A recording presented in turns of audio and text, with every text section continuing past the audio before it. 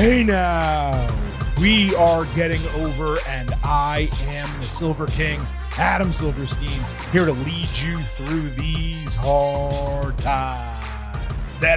With the latest WWE edition of your favorite professional wrestling podcast. That's right, Getting Over is back once again, just days removed from the 2026 edition of WWE Elimination Chamber, with 46 days to go into WWE WrestleMania 42, and we have an absolute ton to break down on this show. Not only are we going to take a second look at Elimination Chamber, we have a ton of stuff happening in the world of WWE to go over, and we are going to break down everything that happened across Monday Night Raw and Friday Night SmackDown. But not only that, we also have some notes from the latest episode of AAA that WWE put forward over the weekend. So there is a ton of content in this episode of the Getting Over Wrestling podcast. Make sure you check the episode description for timestamps if you so choose, but I do expect you will be listening to this entire episode. And as we get into it, because we have so much to cover, allow the Silver King to remind you that the Getting Over Wrestling podcast is all about Defy. So please, folks, stop being marks for yourselves and go back to being a mark for me. Go back to being marks for the Silver King and vintage Chris Vanini. Head over to Apple Podcasts and Spotify. Leave a 5-star rating on Apple. Take a little extra time. Leave a 5-star written review. If you do, we will read it live right here on the show. And we actually have not one or two, but 3 5-star reviews. But because there is so much content scheduled for this episode, we're going to save the reading of all of those to next week. So everyone listening, please know we greatly appreciate you doing that. We acknowledge you, but we're going to save the true acknowledgement for 7 days from now. I will also remind you here at Getting Over, I happen to love the number 5. and I hope you do as well, because for $5 a month or $50 for the entire year, you can become an official Getting Over head. Just visit buymeacoffee.com/gettingover. Sign up. You'll get bonus audio, the fastest 5 minutes in professional wrestling, instant reactions to every major show, and exclusive news analysis posts every week. As was the case with the 5-star reviews, we got 2 new subscribers to buymeacoffee.com/gettingover. And because the show is so loaded, we're going to save their acknowledgement and their comments for next week as well. But things are picking up. The road to WrestleMania is ongoing. You guys are consuming this additional content. So please consider subscribing and support us financially as we provide this performance-enhancing audio. Vintage, welcome to the program. I got to tell you, coming out of Elimination Chamber, you and I were a little bit down in the dumps about the way things were going for WWE, even though we both appreciated the results of that final match, the main event on that card. Coming out of Monday Night Raw, it truly feels like the road to WrestleMania has begun, and it has been lit on fire. Yeah, I think we said that in the instant reaction episode too. It was like, okay, we had the forever lasting, qualifiers to the chamber, all to get us to the number 1 contenders. We're there.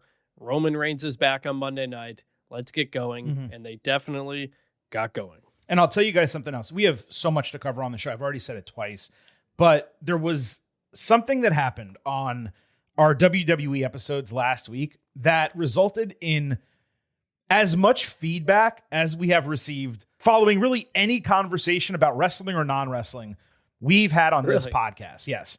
I must acknowledge the dozens of you out there who were clearly spoken to by our bidet Cottonelle dude wipes conversation.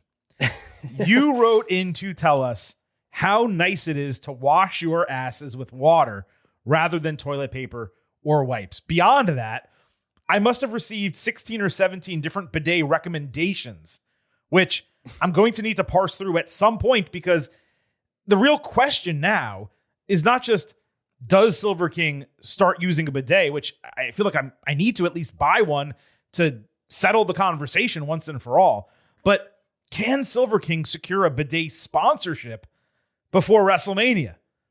So look, I'm leaning toward taking the plunge, for lack of a better term. So stay tuned on all of that. But Vintage, we've talked about Gatorade and gotten people going crazy before. We've had other random one-off conversations that have led to significant feedback. I never would have guessed that a brief discussion about dude wipes moving into talk about a bidet would suddenly lead to an outpouring of responses from the Getting Over heads. With podcasts, it's often the most off-topic things that create the biggest discussion because it's something a lot of people, I guess, who have experienced it can relate to. So it's good feedback. Mm-hmm. I had my experience in Europe last year and some good recommendations. Wait, did you say that last week? I don't think I remember you acknowledging that you tried a bidet. Yeah, when I was in Europe last summer, my hotel in Rome had one, and I didn't know what it was at first, and then I figured it out, and it was pretty good. Did it not push you toward getting one installed locally back in Texas? I didn't, not installed. No, I don't want to deal with that whole thing, but through this, people have let us know other cheaper ways to share in the experience. Are you open? Are you open to a dual bidet experience here on the Getting Over Wrestling podcast? What do you mean dual? Meaning we each purchase one and put it in our homes? The attachment? I mean, potentially. Okay. If someone wants to sponsor it, for sure. Well, if we can get a sponsor, we'll definitely do it. And if we have to purchase them, they're not that expensive. We'll have to take it under consideration. From now until then, Silver King remains a Cottonelle man in both dry and wet forms. And, again, I'm happy for Cottonelle to sponsor us. Dude Wipes, if you want to sponsor us, you can do that as well. But a bidet company, if you're listening out there, we talk plenty of shit here on the Getting Over Wrestling podcast. Maybe you can help us clean it up. Speaking of, we have a ton to get to, as I've said now 4, 5, 6 times. We're going to start with a second look at WWE Elimination Chamber. We should roll through that rather quickly. We'll then, of course, hit the main event, covering the biggest topics from WWE television, and then the good, the bad, and the ugly, breaking down everything else that happened on SmackDown and Raw that we did not already cover on our WWE Elimination Chamber Instant Analysis podcast. And if you're listening to this show, but you have not heard that episode, I mean, I hate to tell you to pause this and go listen to that, but it's really what you should do because Vintage and Silver King, we spent 90 minutes breaking down Elimination Chamber, our expectations for WrestleMania coming out of that show, and just some general thoughts about where WWE stands at this point in 2026. So make sure you listen to that. If you have not already, you could probably do it after the show, but I would suggest doing it before. Chris, let's start our second look at WWE Elimination Chamber. A couple notes before we get to the actual matches themselves. Regarding the set, I incorrectly stated that WWE was no longer using those leaning pillars to hold up the entrance ramp. They are. They're just illuminated. They look a lot better. That's for support and crowd control, so I understand why it's necessary. I also forgot to mention, I really liked the set. They figured out a way to keep it flat to maximize space and seating, while also giving it a level of depth and dimension, just the way the screens are placed. I don't know if you felt the same way, but that combined with the pyro we got, it really felt like they have amped up their production for PLEs, which is something we badly wanted them to do for years. Yeah, I didn't notice the screens as much as you, but the ramp, which is not necessarily new, has been a welcome change. I don't think we're ever going back to the days of, physical sets with designs and all kinds of stuff. We can only ever do screens. But if it's more than just one screen, it can look a little bit better. Yeah, obviously we still get that for WrestleMania and maybe SummerSlam and the Saudi shows. But outside of that, it's pretty much just the flat screen setup. Michael Cole, I'm afraid he's like borderline washed at this point, man. Like Corey Graves should probably be in the main chair for Raw. Cole should either be part of a 3-man booth for that show with a different color commentator added, or brought out for the big shows where he can focus his attention and preparation. He's had a great career. No disrespect intended at all. Michael Cole won our meaty for Broadcaster of the Year, I want to say unanimously 3 years in a row. But ever since the midway point of 2025, he's getting far too much wrong with far too much regularity. And it's starting to hurt the on-screen product. He was rough throughout the entirety of the show, but trying to force feed surprise of the century in the main event, calling obvious bookends, rock bottoms, choke slams, all that sent me over the edge. If that was a directive from creative, the surprise of the century thing, even worse. I'm hoping nothing's wrong with him. It could just be age or exhaustion. Maybe he needs a break, just 6 months off or something like that. But it's becoming impossible to ignore while watching the shows that You have Joe Tessitore and Vic Joseph. They're doing incredible jobs. Corey Graves, when he stepped in to do play-by-play for that short period of time before Tess was hired, he was awesome. And Cole, I mean, he had a rebirth under Paul Levesque. There's no question about it. But he's just trending in the wrong direction. And I don't know what they need to do, but they got to do something. You notice it more than I do, but it's gotten to the point where I have noticed the color commentator has to correct him. Exactly. And it leads to a little bit of banter, and that's not a great look. On a similar note, you caught me mid-sip there. Mark Nash, I've given this guy a long leash. He's not great at this particular job. He could probably be a strong in-arena host for WWE, especially if they were ever to do like pre-shows with matches. But he's not a good ring announcer. And no, it's not just because he messed up Javon's name. He called him Javon Williams. He over-exaggerates everything. And whereas Samantha Irvin and Alicia Taylor have unique voices that naturally stand out, Nash is actively trying to make himself stand out, if that makes sense. I have no idea why he was on the PLE instead of Alicia.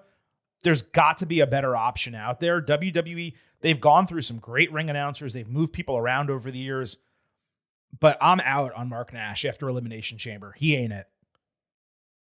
Huh. I have no strong thoughts on him. I think he's been fine. I noticed the Javon Williams thing. That was obviously a mistake, but like he's fine. I don't know. I don't have any real problems. You think he's just kind of exaggerating the wrong things? Yeah. And in weird spots, and he's trying to add something. Like, he has a nice voice. He could just ring announce and be normal, and it would be good.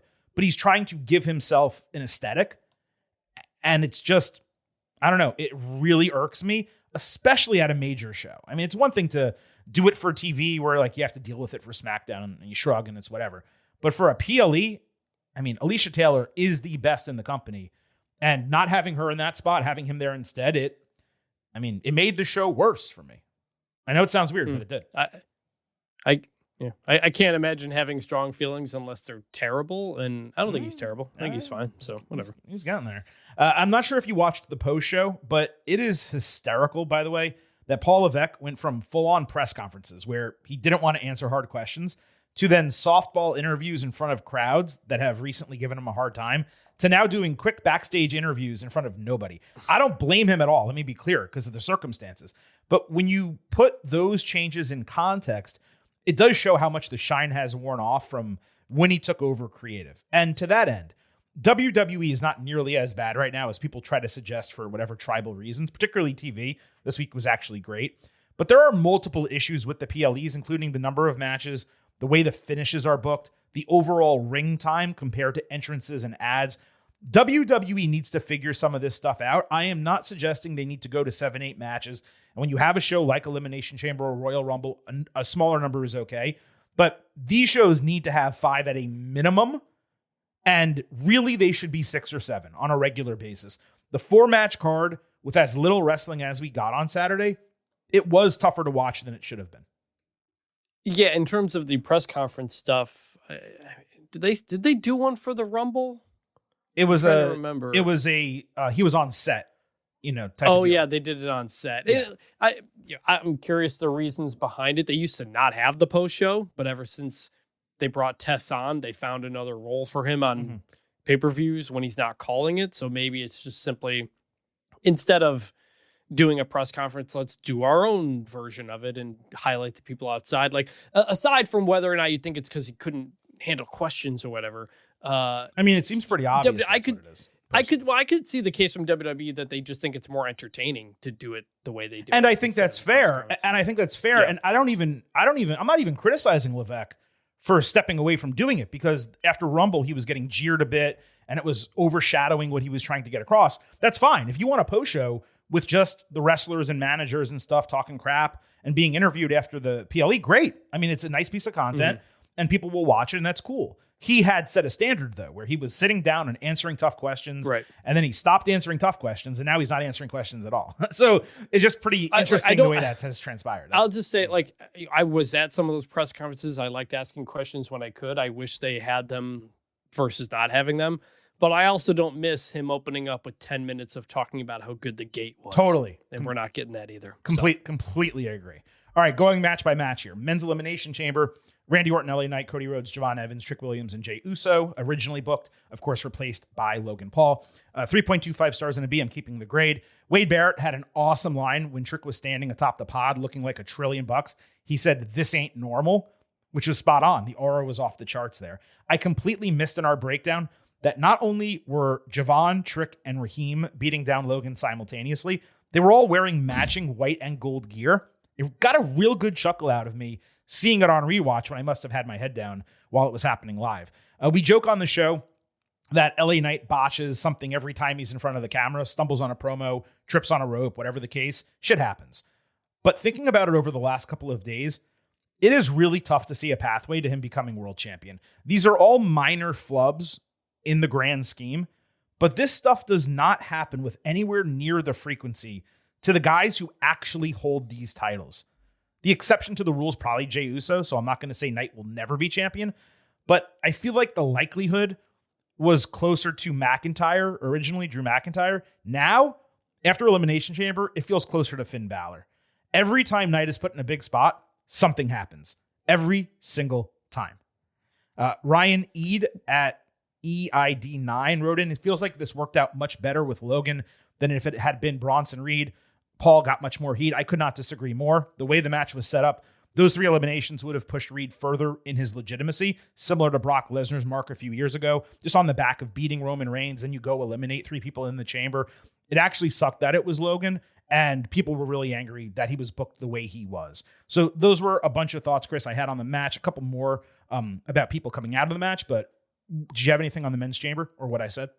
I agree with you on the Bronson versus Logan part. It would have been better with Logan. The LA Knight part of it all? Yes. He botches that elbow drop probably more than any other move, and he doesn't need to do it. It's unnecessarily difficult. It is. The backwards hopping up, like, you don't need to do it. We got it. You're an athletic dude. You don't need to do that. I did appreciate his sell, though. Mm-hmm. You know, he does the elbow, and then he gets up and he kind of sells the lower back or whatever. So, like, a way to try to make up for it. And commentary did well also. Like, Wade Barrett is awesome. Yes. Whenever someone messes up, he figures out a way, improv, to make it work for them. But if you have to do that every single time the guy wrestles, and he does it with the box jump superplex also, it's just stay off the ropes, man, or climb normally and do your moves, and then be a little bit flashier with your feet planted on the ground. Like, just figure it out. Yeah, and like we saw that with like Unreal too. It kind of came up, so it has been a bit of a theme. Still love him though, but yeah. Coming out of SmackDown, I found it silly that there were complaints about McIntyre costing Jacob Fatu the opportunity to qualify. He's not only a greater threat, but from a kayfabe standpoint, he could not lose in the original qualifier, then get in anyway, lose in the chamber, and have a claim to a number 1 contendership. Given the actual match finish, and then the Nick Aldis booking for Drew and Cody this Friday on SmackDown, Fatu needed to get screwed on Friday night. McIntyre may not be a liar, but he's always been his own worst enemy. So that worked for me. On the Seth Rollins unmasking and the attack of Logan, we went over how he has no beef with Logan personally in 2026 and how this was done to make the best of a bad situation given all the injuries to the Vision. The Paul Heyman tie, of course, made it work well enough. We talked about that. Something I forgot is that Logan interfered in the 2023 chamber and stomped Rollins. So even though they fought at WrestleMania that year, which you pointed out, that was the match where KSI was in the Prime costume, there is a direct tie between them, and Rollins helping Rhodes after getting injured against him at Crown Jewel, given their history, that was an interesting touch also. I kind of missed that live.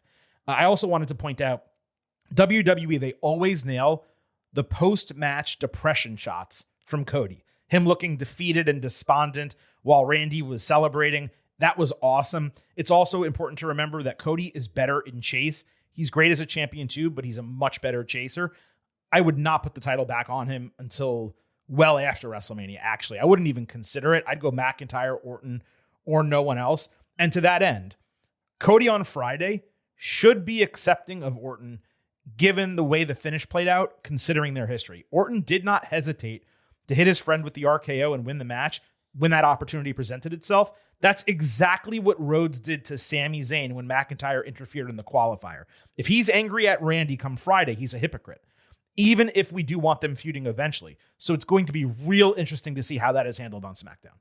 Yes, I had the same thought as well. The WWE photo team got some good pictures of a despondent Cody as well. So, yeah, we got a lot coming on SmackDown off of this for sure. A lot of fallout still to come. We do. And WrestleMania 42, by the way, is going to be Orton's third WrestleMania main event. He enters 0-2. He lost 25 in 2009 against Triple H, and then in 2014 at WrestleMania 30 to Daniel Bryan and Batista.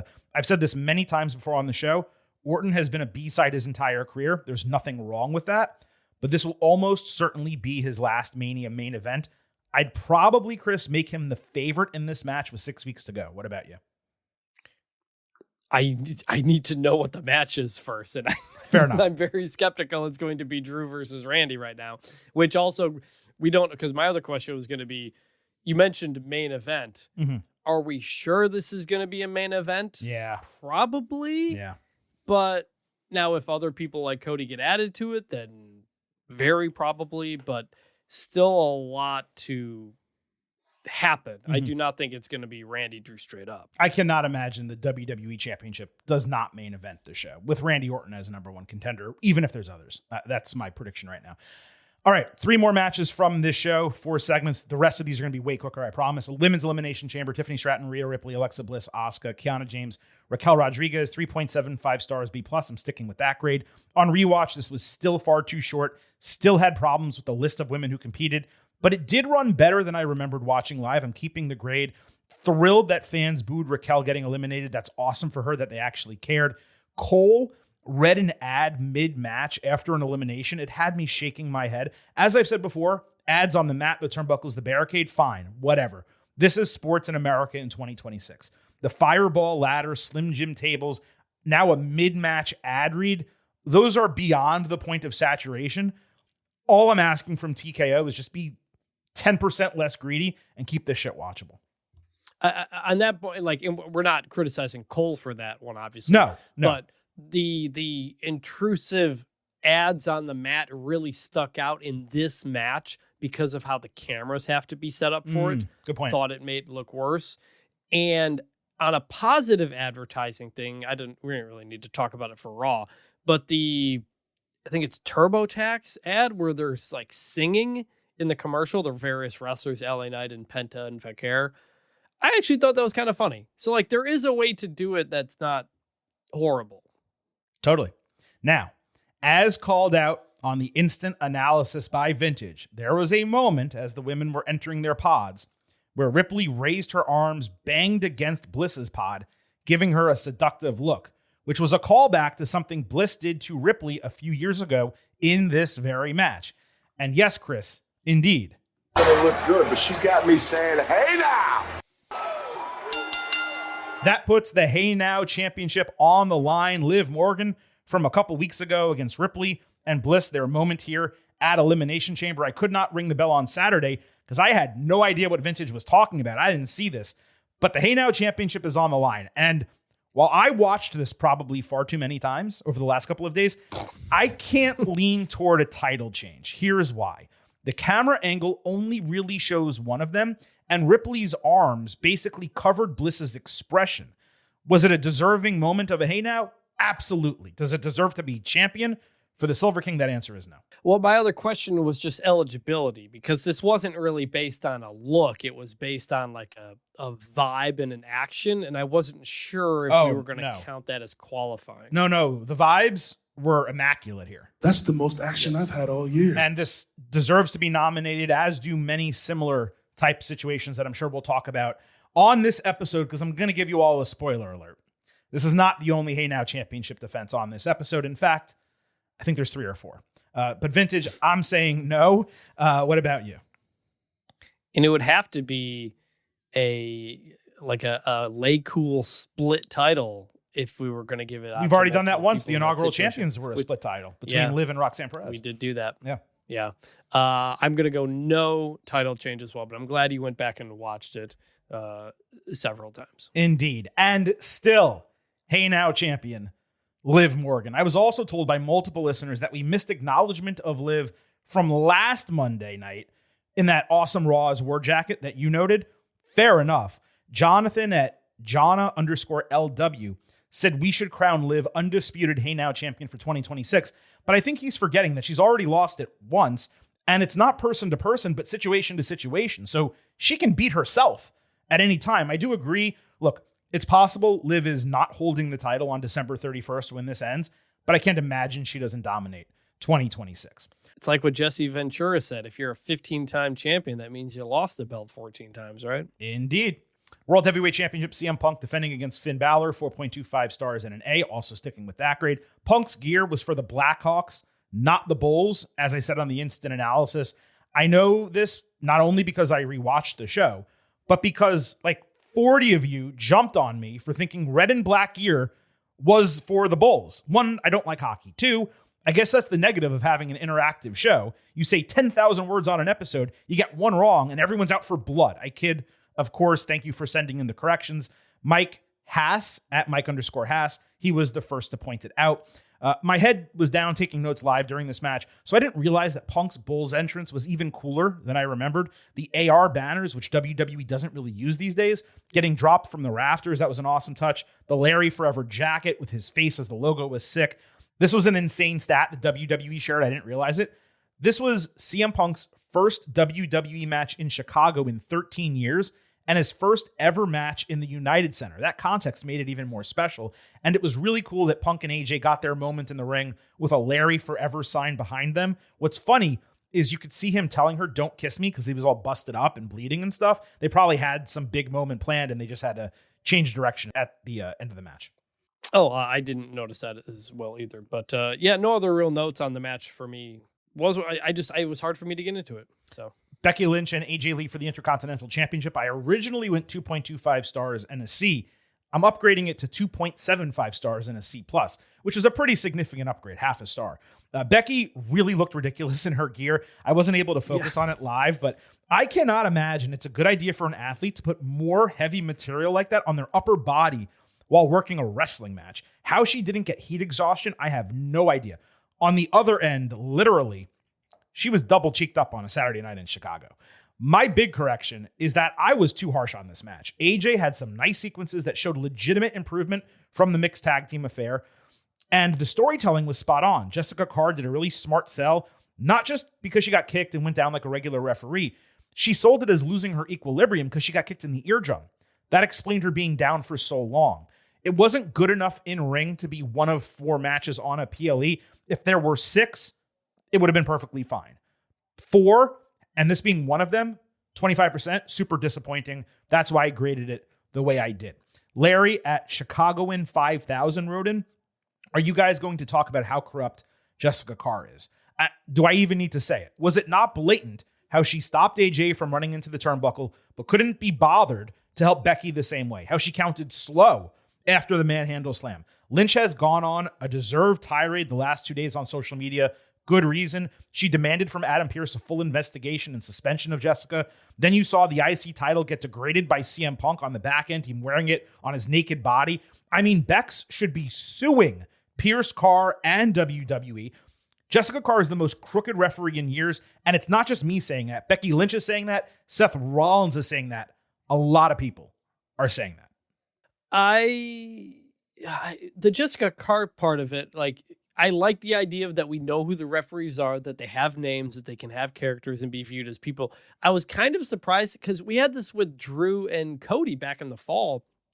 I was kind of surprised they had Jessica Carr do this match or didn't have another referee come in after Jessica Carr got knocked out to kind of keep that open and not give Becky the excuse to keep complaining. But to your point, I did think the wrestling was better than maybe you gave it a little bit of credit for, and so glad to see that go up a little bit. I thought it was fine and good. Like, it wasn't going to be amazing, but I thought it was solid, especially for someone like AJ who hadn't done that in a long time. My concern is Becky says she has the best lawyers, right? How is she not getting it written into the match contracts that Jessica is not the official? Like, her lawyers really need to take a look at what they're doing and ensure that doesn't happen going forward, because it's clearly a notable issue. Blake Murphy at Chloe Elkound wrote in, said, we're closer than ever to Becky and Jessica having a match. I have no clue if Carr is ready, but we've seen Becky make so many look great in the past in this company. I'm sure they can trust her to do so again, or Carr costs her one more time and it becomes a backlash match. It would fit the definition. Look, Carr can go right now. She's a wrestler. She's working with talents in the Performance Center. Their match would be better than any of the Maxine Dupree matches at a minimum. They do have to fight eventually, but I do. I don't know about that. We don't know that for sure. No, I'm saying they do. That's my opinion. No, I'm saying that's my opinion. My opinion is they need to fight, given the storyline that they're telling. But no, I'm saying the idea that you're just saying it would be better than the Maxine. Oh, yeah, no, that's. I mean, it's also opinion, but I mean, I've seen Jessica wrestle many times. She's better than her. It just, she's better. I don't know that the crowd will be as excited for her, but she's better in the ring. There's really no question about that. What I really liked, what Blake wrote in, though, was about Backlash. Becky Jessica, is it legitimate enough for WrestleMania? Yes. Is it much better served on a B show or an episode of Raw than the biggest PLE of the year? Definitely. So I would put this on Backlash or Raw. I would not put it on WrestleMania, ultimately. No, this is not a pay-per-view match. I don't think has Jessica Carr ever even spoken publicly in front of a WWE crowd? Like, I don't believe she has. We're gonna have to do. No. Yeah, I would put this would be a good like TV storyline, which we sometimes don't get enough of.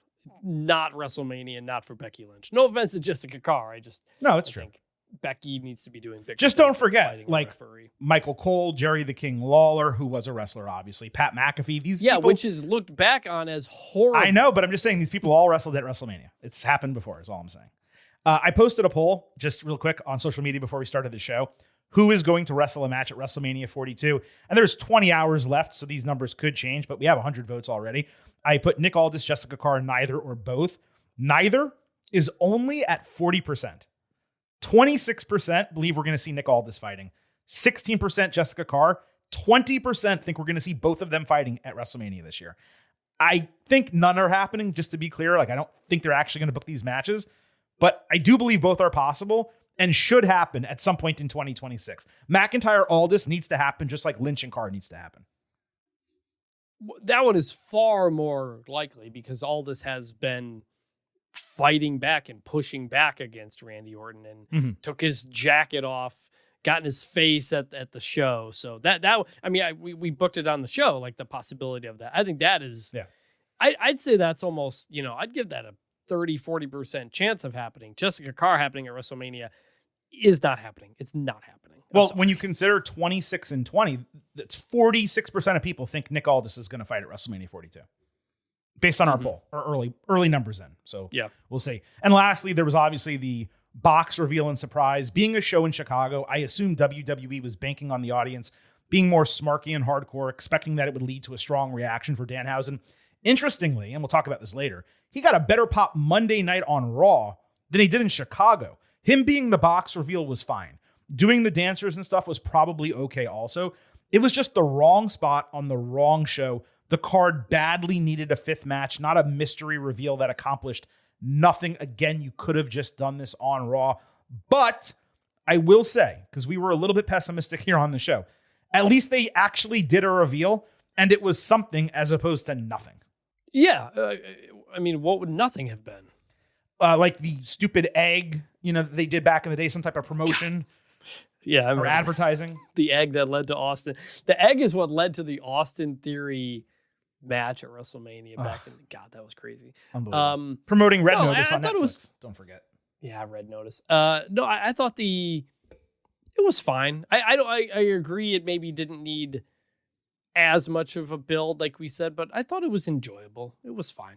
And real quick, because we do like to integrate as much from our listeners as we can on these second look episodes, JL3 at D_Goonies wrote in, there's so much uncertainty heading into WrestleMania, lots of time to get there, and I love it. Folks have been complaining about the build for weeks, but come on, there's lots of time left, and no European tour this year to interfere with it.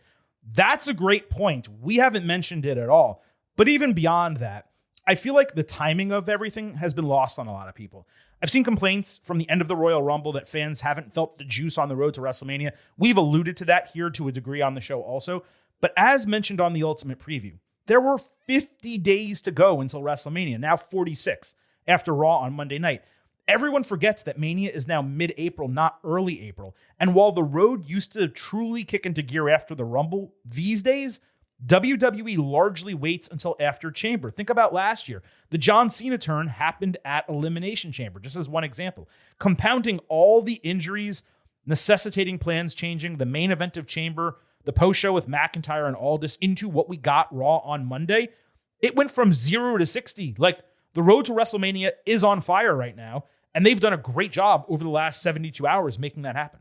I don't know if I'd say on fire. I do think we got to see how Friday plays out, but there's a good chance that coming out of the Drew Cody thing that we've really, like, Punk and Roman is incredibly hot. We knew it was. It's good. If you come out of Friday with that same type of energy, which they've been doing a good job of on SmackDown, but if whatever happens there, we come out of that with the same energy, then we'll be in a good spot. For all the talk about the card quality up and down this, that, ultimately the main events are the most important things. And those seem to be going in a good spot right now. So it's good. I'm getting an inkling that you did not love Monday Night Raw as much as I did. I don't want you to respond to that. We have plenty more time to talk about it here on the show. But I'm getting that inkling here off the top because I thought it was a fantastic episode and really changed the trajectory of, everything that's happening, while you're playing it a lot cooler here at the early juncture of the program. And you will have an opportunity to talk about it. But I do need to remind everyone that they can follow us on social media at Getting Overcast on Twitter and Blue Sky. You get episode drops, news, analysis, highlights. As we just read, you can send in questions and comments for the show. And you can also vote in pre and post-show polls surrounding premium live events like Elimination Chamber and obviously WrestleMania 42 upcoming. At Getting Overcast is also where you can subscribe to us on YouTube. Over there, you can listen to the show and you can watch full-length video interviews. The Silver King does have a few planned on the road to WrestleMania with notable WWE superstars. So across the board, no matter where you want to find us on social media, you can do it at Getting Overcast. We still have a load to get through. Everything that happened on Monday Night Raw, the remnants from Friday Night SmackDown that we did not already discuss on that Elimination Chamber instant analysis, the main event, and the good, the bad, and the ugly are indeed both coming up. But I'm afraid I've got some news. WWE announced this week that WrestleMania 42 will be starting at 6 p.m. each night, with the first hour airing live for free on ESPN2 Saturday and ESPN Sunday. This makes a ton of sense as a way to draw subscribers and attention. UFC is doing the same thing with CBS for a numbered event in March, and it's a tried and true tactic. However, I need to see what kind of impact this is going to have on the rest of the show. What is going to happen from a commercial standpoint? Are the matches going to be shorter than usual because of breaks in that first hour? Will there be picture-in-picture ads? WWE opens WrestleMania nights with main event level matches, so that's going to be a strong hook if they keep that. Each night recently has been getting 7 matches. Are they going to go 8 or 9? That way the paying audience still gets a full premium live event experience on the back end. Like I said, there are too many questions to make a firm judgment right now. What I can say is that I hate the idea of the show being so early that the vast majority of both nights is going to be in the daylight because they're on the West Coast. Again, unless they are adding time, which I highly doubt given it's WWE. So this all works in theory from a business standpoint, but until we see it in action, Chris, and until we see how the daylight affects the aesthetics of the show, I can't sit here and tell our listening audience whether I'm okay with it as a viewer. As the phrase goes, the proof is in the pudding. Well, look, I mean, WrestleMania airing on ESPN was like the dream you have as a kid. Right. And it's actually happening. It's kind of wild. And before we get into any sort of cynicism about what it could mean, just that simple fact is pretty crazy. Mm-hmm. And last week, they aired the Royal Rumble again on ESPN. But funny enough, there was an overrun from college wrestling, Oklahoma State versus Iowa beforehand. So people tuned in for WWE wrestling and they were getting amateur wrestling. I was waiting for them to talk about Jerry Briscoe's days at Oklahoma State or something like that. So it's interesting. Like, it's cool. It's cool that is happening, that we have finally reached that point. The early start time and the daylight of it all, I don't love either. As long as the main event is in the dark, that's ultimately what I want. I was thinking about this with the Super Bowl. I love a Super Bowl that starts in daylight and ends in darkness. Like I always think 3:30 is the best time for a college football game because like as you get later in the game, the intensity just kind of amps up as you're moving on in the game and it's getting darker, adding to that environment. So I think that's really cool. But the idea of most of it being in the daylight, if that's what happens, I wouldn't love. And I also wonder, part of the reason I asked about if whatever Drew McIntyre's match is, if it's going to be one of the two main events, part of my thought is it possible they don't main event one of the shows because they want to put that match Yeah, it's possible. Yeah. on an ESPN. So It is possible, but like if you have Brock Lesnar and Obafemi, or you have some of those awesome women's matches or other big-time main events, Seth Rollins and Braun Breaker, there are other matches you can put in that opening spot and still save your WWE Championship. But you're right. I mean, but it's go ahead. Yeah. It's like opening WrestlePalooza with Brock Cena. Right. Exactly. So. But there's so many unknowns that to give like a legitimate opinion, this is terrible, this is great, it's impossible for me to do. But if this was East Coast and it was starting at 6 p.m., I'd pretty much have no problem with it at all. West Coast, you're saying a 3 p.m. Pacific start and sunset is probably 5:30-ish. And these shows go about 4 hours for each night of WrestleMania. You're talking about at least 2/3, if not 3/4 of each night of WrestleMania in the daylight, which is not what WrestleMania should be. It should be dark out. You want to see the pyro. You want to see the lights. This way, though. You want to see it all. Right. And look at it this way. We'll be able to record the podcast earlier. So there's that.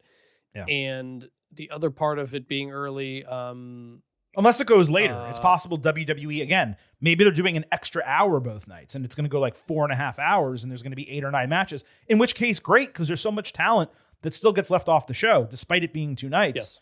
If they go longer, that's amazing. I'll pretty much have no complaint if that's the case.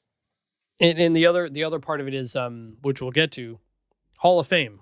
That's a quicker turnaround from Hall of Fame Friday night to WrestleMania Saturday. So I hope everybody can find some time to get some sleep or just fall asleep at the Hall of Fame like they did last year. Exactly. Speaking of, Demolition on Monday was announced as the 3rd set of inductees into the WWE Hall of Fame class of 2026. Obviously long overdue. Congratulations to them. We will discuss the inductees as a group once everything is set and the show approaches. We have too much other stuff to talk about on this episode.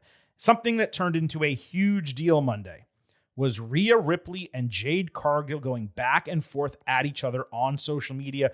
Ripley seemingly keeping stuff kayfabe at first, with Cargill appearing to say some stuff out of school. A lot of it didn't even make sense.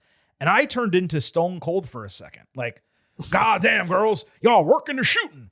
Normally, I would chalk this all up to a work. But other women, like Chelsea Green and especially Piper Niven, got involved. The latter calling Jade out for her embarrassing in-ring work. They call Piper a slagent for a reason. She caught a body on Monday. Now, I'm not going to get into the nitty-gritty of it all because we have a lot to cover on this episode, but this marks the 2nd straight year that there is legitimate bad blood involving the WWE Women's Champion and her challenger for WrestleMania. It was a disaster last year with Charlotte Flair and Tiffany Stratton. Hopefully everyone can act like professionals here and make this work. I will say this, though. I don't know what the plan is right now, if Jade is supposed to retain or Rhea is supposed to win in April.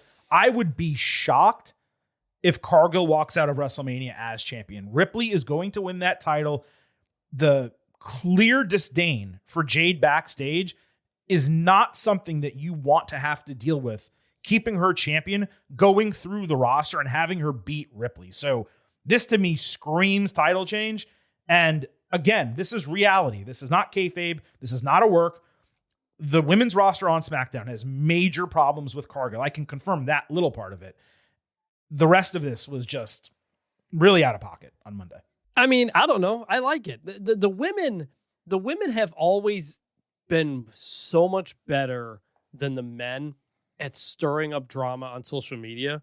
Remember Natty and Ronda Rousey back in the day were like getting really personal with each other, but they're friends. And so like it was fine. And even it wasn't social media, but last year you had Charlotte and Tiffy.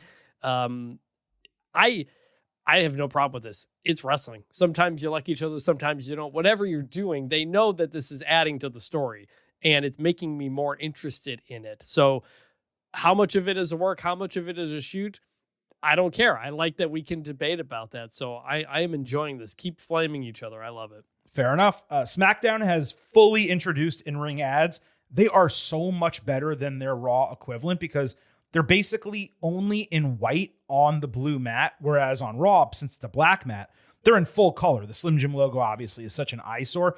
I realized if the Raw mat just had white logos like SmackDown, it would be so much better visually. It's just something I wanted to quickly point out here. Raw on Monday night, Chris, was the third or fourth straight show with an awesome opening segment, and it was easily, as far as I am concerned, the best Raw of 2026. Not even a question. It's like creative needed a jolt, so they dumped some cocaine on the table, snorted it, and put on Raws from 1999 as inspiration. It blew away every other Monday night show this year. It was an A episode of television, almost like a polished Attitude Era Raw with better wrestling. Nonstop for 2 hours and 22 minutes, which, as I've told you before, is the new standard runtime for Monday nights. But that was my take on Raw. And I want to see if I read you correctly that you don't feel exactly the same as I do. No, I mean, I liked it. I thought it was a good episode. It was better than the past several weeks.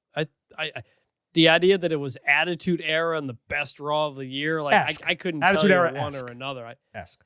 I couldn't tell you another Raw that I'm thinking, like, it's hard for me to compare.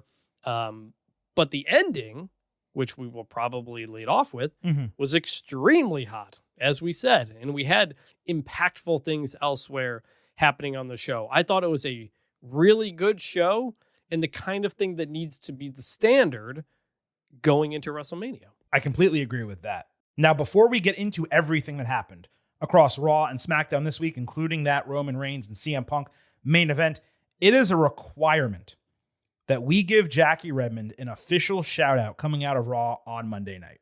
Gonna look good, but she's got me saying, hey now! That puts the Hey Now Championship on the line for the second time in one episode of the Getting Over Wrestling podcast. And I got to tell you, Chris, this is long overdue for Jackie. This one, though, was completely undeniable. And thanks to Concerto and Justin H. in our Getting Over Slack channel for nominating her, she has been given this title opportunity. I got to tell you, Chris, this title is changing hands a lot more frequently than I expected, only 2 full months into the year. But given what Jackie put forward on Monday night, I think there's a strong lean toward a new champion here. I'm glad this came up because I had it in my notes and I didn't know where on the show exactly to bring it up. So starting it off with that makes a lot of sense. And yes, I'm going with Jackie Redmond. Welcome back, Jackie, to WWE after doing some other stuff recently and back in a big way. Yeah, you know what? I got to agree. Like, Liv Morgan has carried the torch extremely well over the first 2 months of 2026, but she got beat out. I'm not going to say handily here, but with a definitive statement from one of WWE's premier backstage interviewers, Jackie Redmond. And new Hey Now champion, Jackie Redmond. Congratulations, Jackie. And with that, it is time to begin our breakdown of everything that happened across Monday Night Raw and Friday Night SmackDown. And we're kicking it off, as we always do, by sliding into the main event. This is the main event. Late during Raw, there was a real strange jump cut. I don't know if you noticed it, where CM Punk was seated on the stage, pipe bomb style, with the picture flickering back and forth between him currently in that pose and then when he originally did it back in the day. I presume this was an advertisement for WWE 2K26, but there was no branding and it was not done with graphics, but rather live video. Anyway, Punk and Reigns main evented Raw, which meant Reigns did not catch an early flight home in one of his 5 appearances. Reigns got a crap load of pyro, even more so than usual. He entered first, still rocking the dumb OTC1 gimmick. Punk interrupted as soon as Roman tried to speak. He had a black eye, and Punk was feeding Reigns' ego by acknowledging him and commenting that hopefully WWE wasn't wasting money on one of his dates just for Roman to stand around. Reigns said Punk had thin skin if the Elimination Chamber night tweet bothered him. Punk responded that he doesn't hold grudges from social media or podcasts. Punk admitted that Reigns was right. He is tired because he's going to have to carry his bullshit all the way to WrestleMania. He said Indianapolis was where the Shield debuted, but Roman refused to let Punk take credit, which is true in reality because Punk wanted Seth Rollins and Dean Ambrose. He did not want Reigns for the group. He wanted Chris Hero. So Reigns was referencing that even though they didn't say it. Punk was proud of himself for being in Reigns' empty head, considering how much he hates him, saying he's the one under Roman's skin, which is so translucent he can see through him.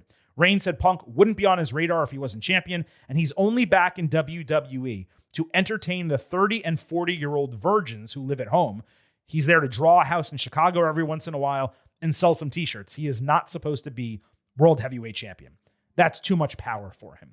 He said Phil is untrustworthy and a liar who has conned everyone into believing that he's happy to make the towns and be a nice guy backstage when everyone knows all he does is bitch and moan. And his cousins, the Usos, tell him the truth about Punk backstage.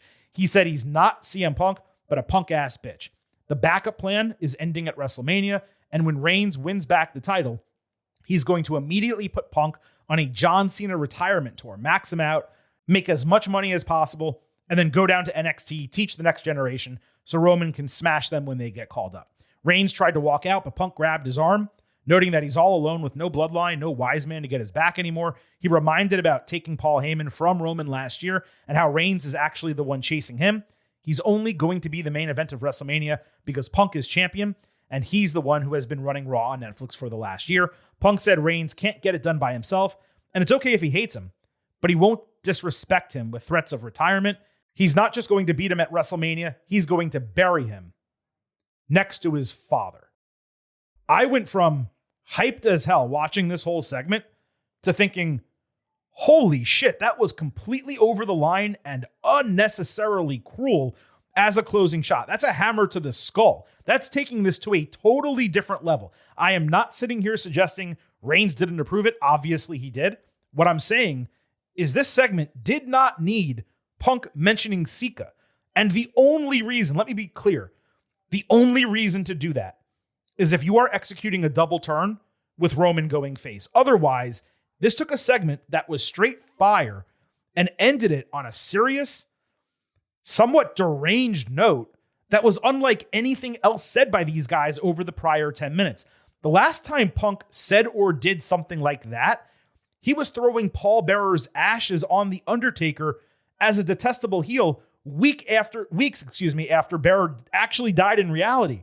Reigns sold this so well. He was gritting his teeth so hard, his skull was shaking in anger. He's so good at selling promos, actually reacting the way someone should, not laughing it off or smiling. It was undoubtedly a pipe bomb style moment. But like I said, that is not something a babyface utters. Is Roman going to talk about Larry coming back next week? Is he literally going to piss on his grave or something like that? How do you even equate a dog to a father? Or does that work because they're the figures we know from their on-screen personas? This was wild stuff. I want to talk about the rest of the confrontation, Chris. But what did you think about that closing line and how far Punk went with Reigns? So I'd wondered after the first head-to-head between these two, I was like, I don't know how much farther you can go. They brought up everything. They brought up the Colt Cabana podcast, and Roman talks about how much I hate you and how much harder you made my life. And I was like, I don't know where you really go from there. Apparently, this is where you go, which is talking about dead parents. It was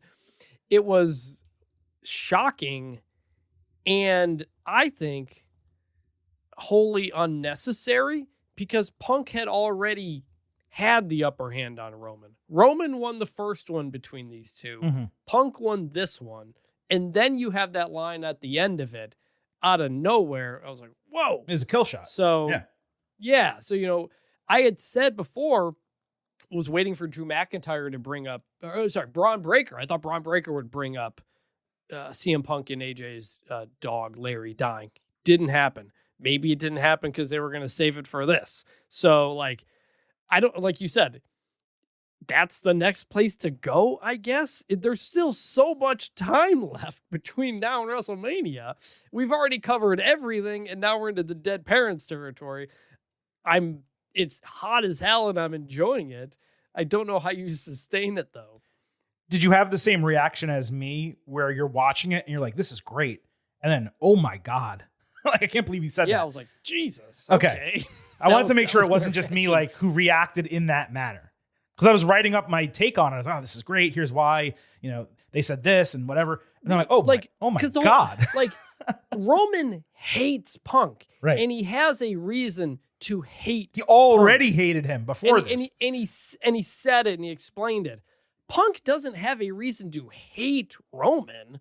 And to go to that level just because a guy talked mean to you, something Punk has had happen a million times. I mean, he can absolutely play the situation of, I had to fight against this company to get my spot. You had it handed to you. Now, we've heard that a million times, but it is completely true when it comes to Punk and Reigns. He can do a lot of the work he did against John Cena. That's hating the company. That's not hating Roman. It's jealousy over Roman, and it's him showing that Reigns doesn't maybe deserve to be in the spot that he's in, whereas Punk does deserve it because he worked so hard for it. But he opened the promo talking about like building Roman up and stuff like that, kind of showing that he did partially deserve that. That's why I just thought the ending was so unnecessary. Yeah, like I said, it was like the guy's already got one foot in the grave, pun not intended.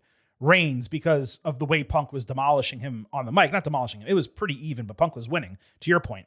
And then it's like, oh, he tripped into the grave. Here's a hammer to the skull. You're now dead. It was so far beyond everything else they had said. If the intensity of the rest of the segment was a 7.5 or an 8, that was a 10. And to have that as that final line and Reigns shaking in anger as Punk was leaving the ring, I was like, is Roman going to exit the ring and spear his ass on the ramp just from behind, even just out of pure unadulterated fury? You can make the case Roman looked bad by not responding. Like, you probably should have punched him right there. But Punk ran away. If we're out there in real life somewhere, and if that happened in real life, you're getting your ass kicked. Like, period. Yeah, no question about that. Now, going back to the segment as a whole, it was obviously excellent. Outside of a couple stumbles by Roman on the mic, those were not intentional. They simultaneously made it seem more real, but also had him come across a little bit less confident than expected. Outside of that, this was built really well. The use of harder language was light, yet it's all we've been asking from WWE, just a little bit more edge. You don't need to change your rating. I thought Reigns was going to get the mic drop moment since they have 4 more confrontations to go, especially considering we noted how much they said in their initial back and forth last time. But clearly, there's got to be some type of physicality planned because they said so much more this week that, to your point, there's not that much material remaining. It's kind of crazy how Punk is alluding to the Colt Cabana podcast only to get a moderate reaction. The fan base is so different now. They don't even know about that. And Reigns correcting Punk on the formation of the Shield, that was a really nice nod for smart fans. Yep. I wished they spent more time on that and saved some of the other stuff. Roman's line about Punk only being in the company to placate old loser fans and sell merchandise, basically saying the dude is there to be a tribute act, not a champion. That was a killer. It was my favorite part of the entire segment, particularly considering the way Reigns equated himself more to management than the locker room, which made me believe, okay, yeah, Reigns is going to be the heel and Punk is going to be the face, doubling up with the punk ass bitch line and the suggestion that Punk is still causing problems backstage under the veil of being a good guy, and then bringing in the comments about Cena and NXT. All of that was really smart. It spoke to an open wound that Punk has and that we as viewers have with Cena's retirement. And also Punk has said some of that stuff in non-kayfabe interviews. So I thought this was an excellent segment from top to bottom. Just one that I figured was going to end on the whole, Punk, you're here to placate the old loser fans, rather than Punk saying, hey, remember your dead father? I'm going to put you right next to him in the ground. So the first time they went head to head, Roman had the upper hand because he was choosing who he was going to fight. Mm-hmm. So he had an opportunity to lay it all out, and he did, and he came out on top. This time around, Punk is naturally going to have the upper hand because he's the full-time guy going up against the part-time guy. Mm-hmm. Whatever you want to say about who should be face, this or that, the fact that Punk is there every week is the natural face thing. We saw it with Cena, Rock. We saw it with Punk and a million other people, and he complained about it when he went on Cabana's podcast after he quit the company. Like, you're only here to get paid. Like, that is just the natural heel position, and that's what Punk kept leaning into. And you're just naturally going to have the upper hand when that happens. And there's nothing Roman can say to dispute that. He can only change the subject to say, you're going to retire, you're old, people don't, whatever. Like, he has to deflect to something else because there just is no defense for that. And so it is kind of a naturally interesting position. I do think next week, I'm going to call it 2 weeks. We open Raw Is Roman not there next week? He's not there next week. Yeah. Oh my God. He's Fine. there every other 2 week. weeks. He's just not there next week. It's the one that he's missing. Again, that's just not a face thing to do. I'm sorry. It's not. Like, No. it should, especially after that line, the first thing that we should see on the next episode of Raw is Roman spearing Punk during his walk into the arena in a big pull apart brawl. Yep. Like, that has to be the next thing we get between these guys. And it's not going to be because Roman's not there, because you know what? That's not a baby face. You cannot have next week's Raw go forward without something from Reigns. I am not saying he needs to be there. Show me a video package of him grinding in the gym, watching the promo back, getting infuriated. There's got to be some type of Roman presence, even if it's not live in whatever city they're at, excuse me. You cannot skip it, and you cannot say, okay, he'll be back in 2 weeks to address Punk. I mean, maybe it's an unannounced appearance. I mean, that happened sometimes when The Rock was doing his thing. True. Like, he showed up sometimes when he wasn't announced. So maybe you do that, and that emphasizes it more. He had to show up even though he wasn't supposed to because of what happened last time. I'm into that. But overall, this was a killer main event for Raw. These guys are 2 for 2 in their promo confrontations, and there's at least 4 more of these to go on the road to WrestleMania. I forgot to write this in my notes, but I am just remembering. Did you hear during a part of Punk's promo something he said relatively late in it? Reigns said something, and he responded by, "You just made the list," and the crowd reacted to it. Yes. So yes. Yep. What I realized is when Punk said that and the crowd reacted, he shook his own head as if like it was accidental, and he realized in the moment he messed up and teased Chris Jericho. Even though he wasn't teasing Chris Jericho, he was just saying a turn of phrase that has been uttered many, many times in the past. There were murmurs. The crowd reacted to it. I saw a couple tweets come in. I don't think that was a purposeful Jericho tease. I just think Punk said those words. I agree. I had the exact same thought that he didn't mean to say it, and you could tell by his reaction that he realized he shouldn't have said it. So I agree. I'm with you on that. Okay. 2 other notes from me. Sure. The beginning, what you said, the flickering pipe bomb, whatever that was, I was like curious what it was. No branding, like you said. My guess is because they're promoting the storyline in 2K of what if Punk didn't leave WWE. Mm-hmm. That's probably what that is. And then the other thing, his shirt. He's wearing a best in the world shirt, but the back of it said, Indy is the best in the world, doing one of those shirts for the local town. The problem is his shirt is the Chicago flag. Yeah, it doesn't work. I noticed that also. It doesn't work. Yeah, like John Cena can pull it off. He would do a thematic shirt, right? Jey Uso's just says yeet in, whatever city. You can't have a guy whose entire gimmick, I mean, it's not his gimmick, but his whole deal is I am Chicago through and through. I bleed Chicago. The flag is on his gear. The flag is on the shirt. And then it says Indy's the best in the world. No, it's not. You think Chicago is the best in the world. You can't do it. Yes. Can't do it. So that Suplex City. Suplex City was more generic. You could make any word. You could make that work. Yeah. Second half of the main event. The Vision, well, what's left of it. Opened Raw, drawing solid heat as Heyman ranted about Seth Rollins, calling him a thief for taking credit for co-founding the Vision and the Shield, and stealing a WrestleMania main event from Logan Paul. He said something random about Becky calling her Mr. Lynch before promising to stomp out Rollins next time they see him, saying it's neither a prediction nor a spoiler, but a personal guarantee. Austin Theory then actually got to speak, but he again said nothing. They cut him off. I'm starting to get concerned about this guy. Logan then put himself over as the first person to eliminate 3 people in the chamber since Lesnar. Legitimate point by him. I think I actually said that earlier. Adam Pearce refused to let them hold Raw hostage, again saying they attacked Jey Uso and he needs to talk to Rollins because he's not medically cleared. A masked man suddenly jumped over the barricade. He immediately got chased away by security. Then a second one feigned getting in the ring, only to get chased into the crowd by Logan. A third came in, got chased into the crowd by Theory, leaving Heyman alone. As he tried to exit, another masked man who was clearly not Rollins appeared on the ramp.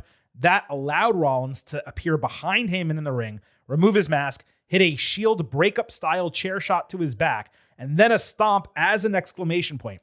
Heyman broke open a blood capsule below his nose. He sold it during the commercial break, and eventually he got loaded into the ambulance, which we'll come back to in a moment. Just like the chamber match, the masked men and Rollins saved this segment. Not that the opening promo was bad. The Vision was getting legit heat, to be fair. But those guys and Heyman just do not move the needle, especially when Theory is being given nothing from a content standpoint. Let this man speak. Give him something to chew on. The series of masked men, it really played nicely into Rollins' old architect gimmick. It works in kayfabe because his school is basically canon in WWE, and it paid off the variety of interferences that we've seen from them during the time off due to injury. I know the masked man gimmick wore on people, and it felt a bit played out. This explained why it went the way they did, why they showed up so often, why their bodies and shapes were different. It's because Seth Rollins has an endless string of them doing his bidding. On top of that, a couple cool notes. This happened in Indianapolis, just like the original Shield chair shot. That was a nice touch and a callback. And if you rewind 1 year, you'll remember Rollins spared Heyman on the road to WrestleMania. He had a chance to stomp him and take him out, and they ultimately wound up working together and did the turn in the Vision. Same opportunity here. This time, he pulled the trigger. The end result was a far hotter start to Raw than expected, and I found myself badly wanting to hear Rollins speak when this ended, which is precisely the point to get us to tune into next week and find out what he thinks, how he feels, and what's going to happen next. Yeah, this was good. It's kind of what we expected, what needed to happen. You don't have Braun, you don't have Bronson. Everybody else doesn't really make sense. Who's the guy for Seth to attack? It's Heyman. It's Heyman. Now, yes, Heyman had said when the attack on Seth happened, he clearly wasn't on board and didn't know that was happening. And Becky confronted him over it and that kind of stuff. But then he eventually went on with it and said what he said during the promo there to kind of set up him attacking him. So that's good. And we don't see Heyman take very many bumps. Like they are always very careful when Heyman's going to take a bump, because when they do, they need it to mean something. And that's what you do here. And what happened after the segment. And he generally sells it for a period of time too. Like when he took the Shield style powerbomb at Madison Square Garden, he was out for months. So I could totally see Heyman being written off. We don't know that it's going to happen, but as you alluded to, something else went down. I could see him being written off until Braun Breaker returns, comes back with Breaker, or he's written off until he starts doing the Brock Lesnar segments. He's with Lesnar, but he's not with the Vision. It's going to be really interesting to see what they do, because it was only a bloody nose, but he did go to the hospital, and something else. We don't know if he did. He was supposed to go to the hospital. Let's just move on to that, okay? So Logan, in theory, tried to help Heyman, who was being treated in an ambulance. But we found out that Jimmy Uso was waiting in the loading dock to attack Theory, and LA Knight was the driver of the ambulance as it pulled away. Both of them got solid pops. I expected a little bit more for Knight, because that's a classic WWE spot they used all the time back in the Attitude Era. The whole opening 2 segments had those vibes, as did the main event, which is what I was talking about earlier. The Vision then cut a commercial break promo, infuriated about what happened to Heyman, with Theory challenging Jimmy. He had a couple solid lines, so they hit his first actual promo work since returning. That way no one in the United States could see it. Make it make sense. The Usos versus the Vision is a plausible tag team title match for WrestleMania, now that I think about it, and Knight has obviously had issues with them since joining Raw. This made me feel better that Rollins-Logan is not penciled in for WrestleMania at this juncture, either because WWE knows Braun Breaker is going to be back or because they have better plans. But the Jimmy and LA stuff with Heyman was awesome, and subsequently the promo was just okay. Where do we think LA Knight took Paul Heyman? It's a great question. I think he's still driving around with him right now. I don't know. Like it opens up all these questions of, like, Austin appeared in Vince McMahon's hospital and attacked him, and there was stuff on him. He just drove off with him, and I don't think we saw him again. And we didn't. When Logan and Theory came out, I'm trying to remember. I did watch this because I watched this on Raw on my iPad with NordVPN, so I could not see the commercials. Mm-hmm. Did they address? They seemed to be kind of concerned about Heyman, but it wasn't like we need to go find him either. Well, no, they wanted to fight Jimmy and beat his ass, and they challenged for the match. Yeah. But they were concerned about Heyman, saying like, you can't do that to our guy, whatever. But it wasn't like they really should have run after them and tried to find Heyman. Yeah. That would have been more entertaining, seeing them driving around Indianapolis looking for Paul. I mean, that'd be pretty funny. Yeah. Again, extra steps of things you can make them legendary, but it doesn't happen.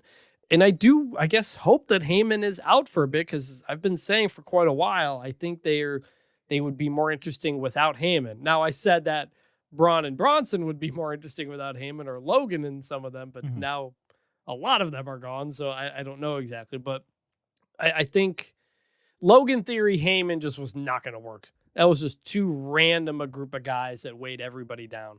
So if it's either Logan in Theory or just Logan, I think that's ultimately better for whatever is left of the Vision. You don't even have to call them the Vision, but I think it just naturally makes it a little bit more focused. For me, Logan in Theory works. If you remember, they had great chemistry together like 4 years ago when they ran with Grayson Waller as a trio briefly. They were like helping Logan out. So there's a built-in relationship there. They're two young guys. You can use the Vision as a name. Like, I'm okay with that.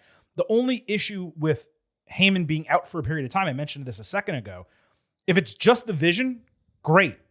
But there's the Lesnar of it all.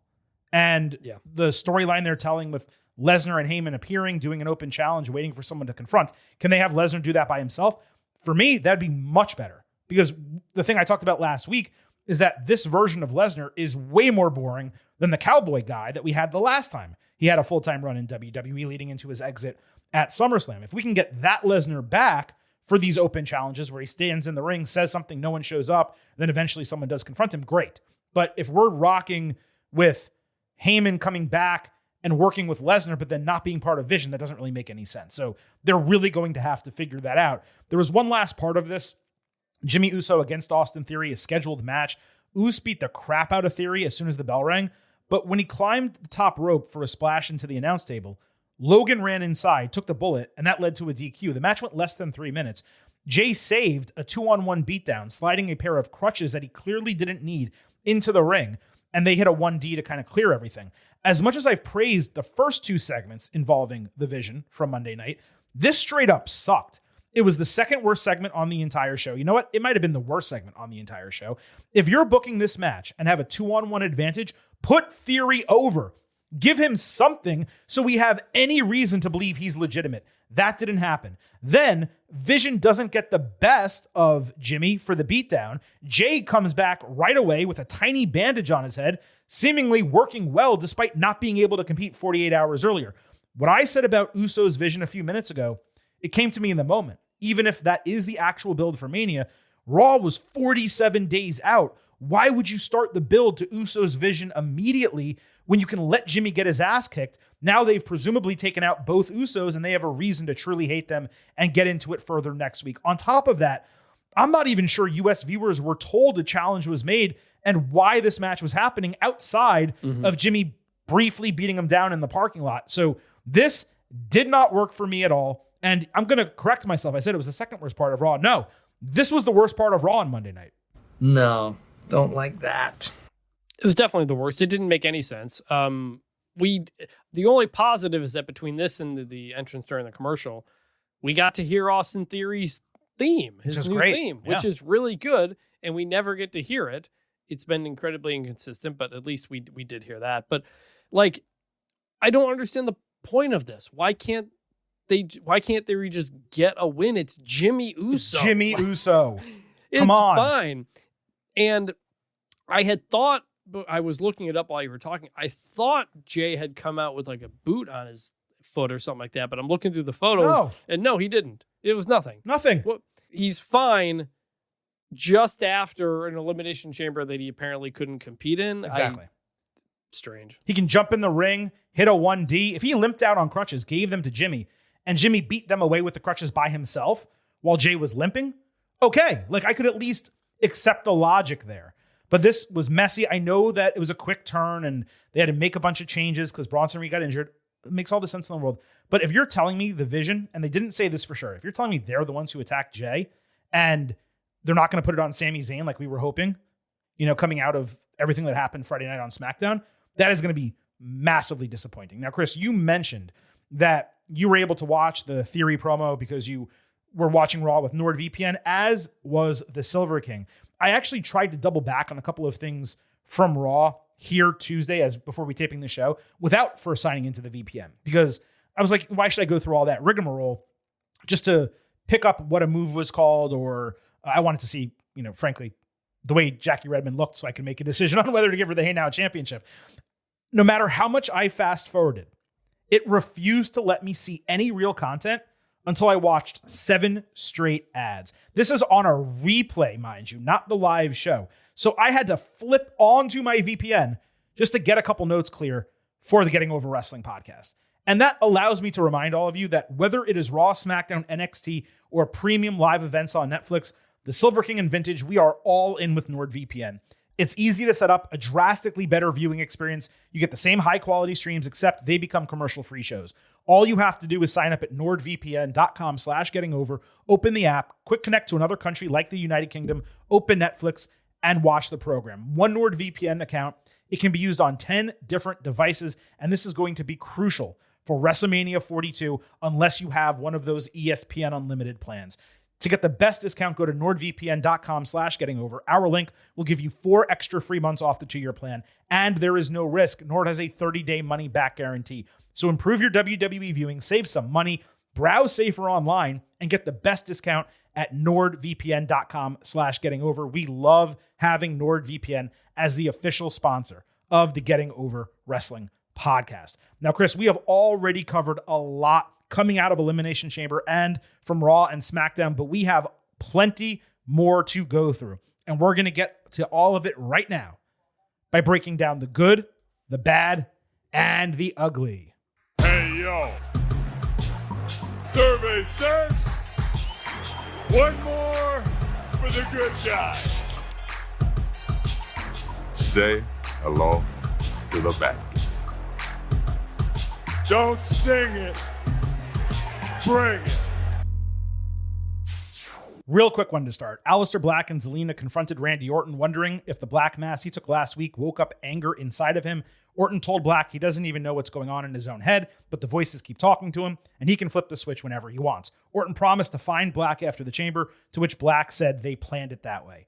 Like good as a follow-up from last week, there wasn't much to it. I certainly did not believe after this segment that Orton was going to win the chamber, so clearly they're going to feud on SmackDown probably for a week or two. He'll get a win back, etc. Didn't have much. I don't even have any notes on that exactly either. Guess it didn't really stick much out to me. But I agree. I wasn't thinking chamber at that point either. I'll give you a default like good on that one. Women's Tag Team Championship, Rio defending against Irresistible Forces. The champions backstage talked about having each other's backs before Jade Cargill interrupted, suggesting they don't hurt themselves in the forthcoming match. Later, Michin and B-Fab again tried to bully Jade, who dared them to back up their words with actions, which they did not in the moment. The Forces got a new tag team Titantron and entrance theme, which pretty much told us they were about to win the titles. Both of them were solid, by the way. Theme with lyrics, cool graphics. Gotta give it time. The champions still entered separately without a formal name after all of these months, though they did have a tandem pose in the ring, which was cool. And this was basically a co-main event match for SmackDown. The heels caught the faces flying ringside, swinging them from side to side into a barricade. IYO had an incredible sell of a lash boot before Rhea's hot tag. Sky threw Legend into the steel steps as Ripley ate a Samoan drop, but she prevented Annihilator, powerbomb Jax off the ropes, hit a cannonball off the apron ringside. Nia answered with a standing Samoan drop onto the announce table and flying leg drop inside. IYO landed a catapult tornado DDT on Nia, bit clunky but cool, then flattened her with a tope suicida and hit bullet train attack, plus over the moonsault on Lash for a broken fall. Jax crushed Sky with Annihilator, but Ripley broke that fall in kind. Rhea tagged in weakly, selling her back, which had been damaged all match. She hit Riptide on Nia, who was not legal at the time. Legend caught her from behind because Ripley was selling the back after landing that move, and Lash hit Lash extension, with the heels winning the Women's Tag Team Championships. So many thoughts. First, fantastic match, got a ton of time. All 4 women showed out, and I appreciated how it was Rhea, not IYO, who took the fall. Smart to have her hit a huge move on Nia, then just get caught, giving her a situational out, especially because she was selling the back for a finisher that focused on the back. And better to have Legend pin Ripley. As much as I love Sky, that's a bigger statement for her. 4.25 stars, A, for the wrestling here. The title change was unexpected in that I figured Rio was going to take the titles into WrestleMania, but the truth is the division does not need them any longer given all the other teams available. Once the Forces came out with their repackaging, it was obvious the change was happening. I hate when WWE gives it away. They did the same thing on NXT last Tuesday with Miles Bourne. This really concerns me for IYO.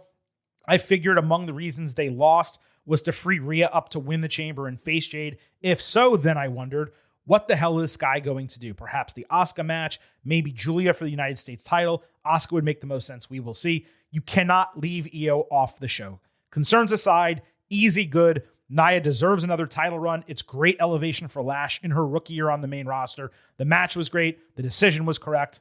They got it right.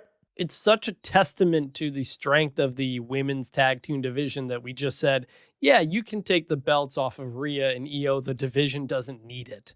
Like, it's such a lesson here in the value of putting in the effort of developing a tag team division that you can do that. The division is in a great spot. There's so many different teams. They've done such a good job over the last several months building this up, putting the time in, taking care of these teams, and it makes us care about all of them. So really good job all around. Lash and Nia, the Irresistible Forces. Did you come up with that nickname first? No. Because I remember we talked about that. No, they called them that on commentary, but did not have it as their bottom third. Then they referred to them as it on TV a few times, but didn't have it as their official name, either for the ring announce or whatever the case. And then last week, they called them that and showed them as that. And then this week, they were completely branded that way. Okay. Including the pre-match graphic leading into SmackDown. Okay, because Nia has always been the irresistible force, and so sometimes maybe you don't want to throw that nickname onto both of them, but they did, and I think it works. It's good. Glad they're a team with a name and an entrance. That's what we want from every tag team. So love that. They win. Great match, like you said. Deserving champs. Interesting match. This was great all around. This is obviously a good, and on the Rhea Io part, I'm glad when we get to Raw that they did address that. Kind of, but let's get to that right now. Rhea got a hug from Io as she entered for an interview on the stage with Jackie Redmond about surviving the chamber. Ripley spoke with her arm firmly around Sky, saying she's been through a whirlwind of emotions, first losing their titles with someone who was once her opponent but became her partner and now best friend. Rhea then literally cradled Io's head in her hands, thanking her for not only her support, but pulling her out of a dark place. It should have been me. It should have been me. Not gonna lie, I thought something was about to happen there. Dude, like they always kind of like, we've joked about it and all this and that. Legitimately, I thought that they were like preparing us for it. Like they stared at each other for a while and like it felt like they were building up. I was like, is this gonna happen?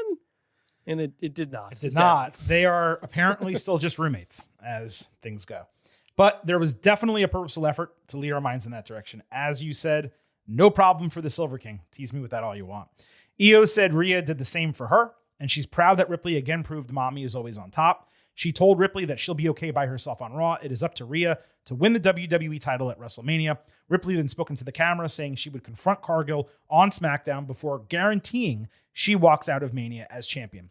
Real nice storytelling segment to maintain the Rhea relationship while explaining their on-screen split, which is obviously necessary considering the WrestleMania build is going to require Ripley on SmackDown. I saw people saying, well, why don't you just put Io on SmackDown with her? Because you guys want legitimate reasons for people to change brands. That's why. And also, if you put her on SmackDown, that means she has to firmly be involved in storylines there where there's people on Raw that it seems like she can work with. It was impressive also how WWE was able to draw legitimate, sad emotions from their split. This was some of the best work Ripley has done on the mic, maybe ever.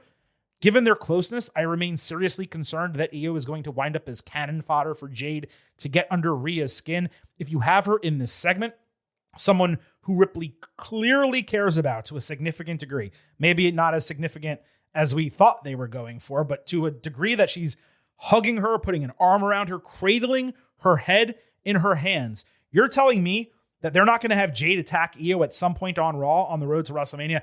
I remain crazy concerned about that. Fingers crossed. This segment was good, though.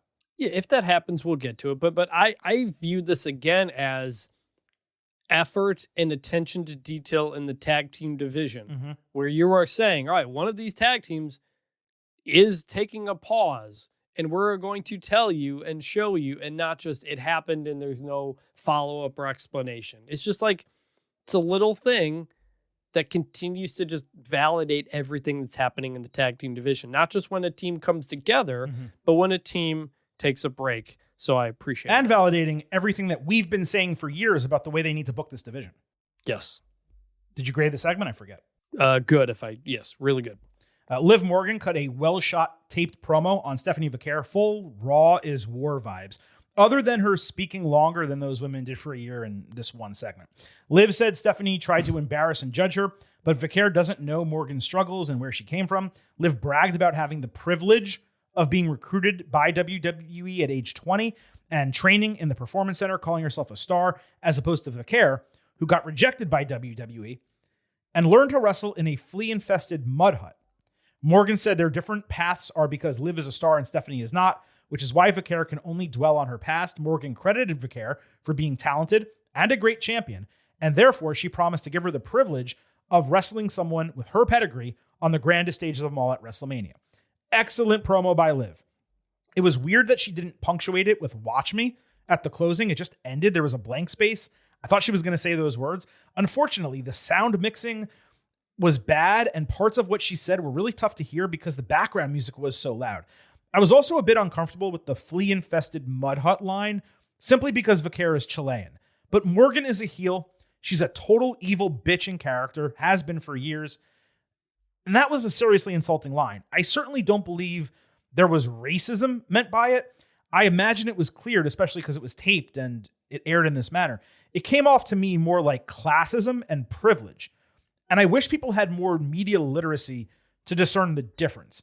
So while that irked me a bit, I do love the concept of a WWE PC product battling back against a journeyman wrestler who always seem to have the upper hand when such comparisons are made. Vintage, you poked some holes in this storyline last week, and while I did not, some of you listening agreed with his ridiculous take. I kid. But that's right. This had to have filled in some of those supposed gaps for you, connecting Liv's initial reaction to her promo, the attack, and now this. This was an undoubted good for me. Definite good. Like lean into what we know you are and what you're good at, and if anything, to just validate what Stephanie Vaquer is fighting for as a babyface, which is that she didn't get to WWE right away, that she did have to fight her way up. So what is the natural opposite of that from a heel? It's to say that, yeah, I did get this when I was there because I'm better than you, and you had like it's here's what this kind of reminded me of. Gunther calling Damian Priest street trash. Exactly. Remember that? Yep. Like a year and a half ago going to SummerSlam. And that really amped up the heat in that. Like, bad guys are supposed to say bad things. They are. And now if Liv does all that stuff and wins the championship, we can have that conversation when it happens. But the bad guy's supposed to say bad things. I thought this was good. It firmly established the good guy, the bad guy, and why to root for and against them. That's basic storytelling. It was good. Yeah, I think there's a huge difference. Like over in AEW, not to use them as a comparison directly, but MJF was building a match against Mystico in CMLL, and he said Mexico was a smelly pool, meaning the same thing as a flea-infested hut, like the same general concept. That's class, privilege, America, and we are better than you, and so on. And then separately in AEW, there was that storyline like 4 or 5 years ago where I think it was Juice Robinson pulled out a roll of pennies and like had Max's name on it. That's racism. That, that is something that is so far beyond the pale that it takes you out of wrestling, and you look at that and you say, oh my God, that is literally disgusting that they went there. A heel, especially a heel like MJF or Liv Morgan, and the way their characters have been built, saying a one-off line that you stink or whatever, that is like classic wrestling heel shit. I'm not saying that people can't be offended by it. Feel free. I'm not telling you how to feel at all. But what I am telling you is that Liv Morgan, the person, doesn't think that way. What's her name? Gianna Daddio or whatever. She doesn't think that way. Something like that. I'm sure. And WWE would not have put that in there if the goal was for it to be racial or about ethnicity. It was class and privilege. It's the entire reason she did it. And I thought that was contextualized by her saying privilege 3 different times during the promo. Exactly. Yeah, that's what she said at the beginning. So look, we're both two white guys here. I'm not going to say how people should or shouldn't feel about anything, but that the story they were trying to tell was, I'm privileged, you were poor. Exactly. That's it. And then to make the point that you just made, we're not talking about it on a standpoint of like we were offended or not offended. That's not up to us to be offended or not offended. We're just telling you what was said and why it was said and what the context of it was. And then you can make those decisions for yourselves. Liv Morgan backstage. Holy shit, are we really doing this 3 times in one episode? Gonna look good, but she's got me saying, hey now! The Hey Now Championship is back on the line. This is getting out of hand with Liv at this point. A bra top, fishnet bottoms with open shorts. I gotta say, Liv looked amazing here. The prior 2 weeks for me were superior.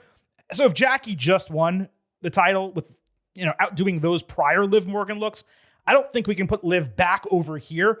But that's a 4th extremely strong contendership from Liv with 3 prior wins already over the last 2 months. I'm sticking with Jackie. I mean, we can do title changes, multiple on one episode.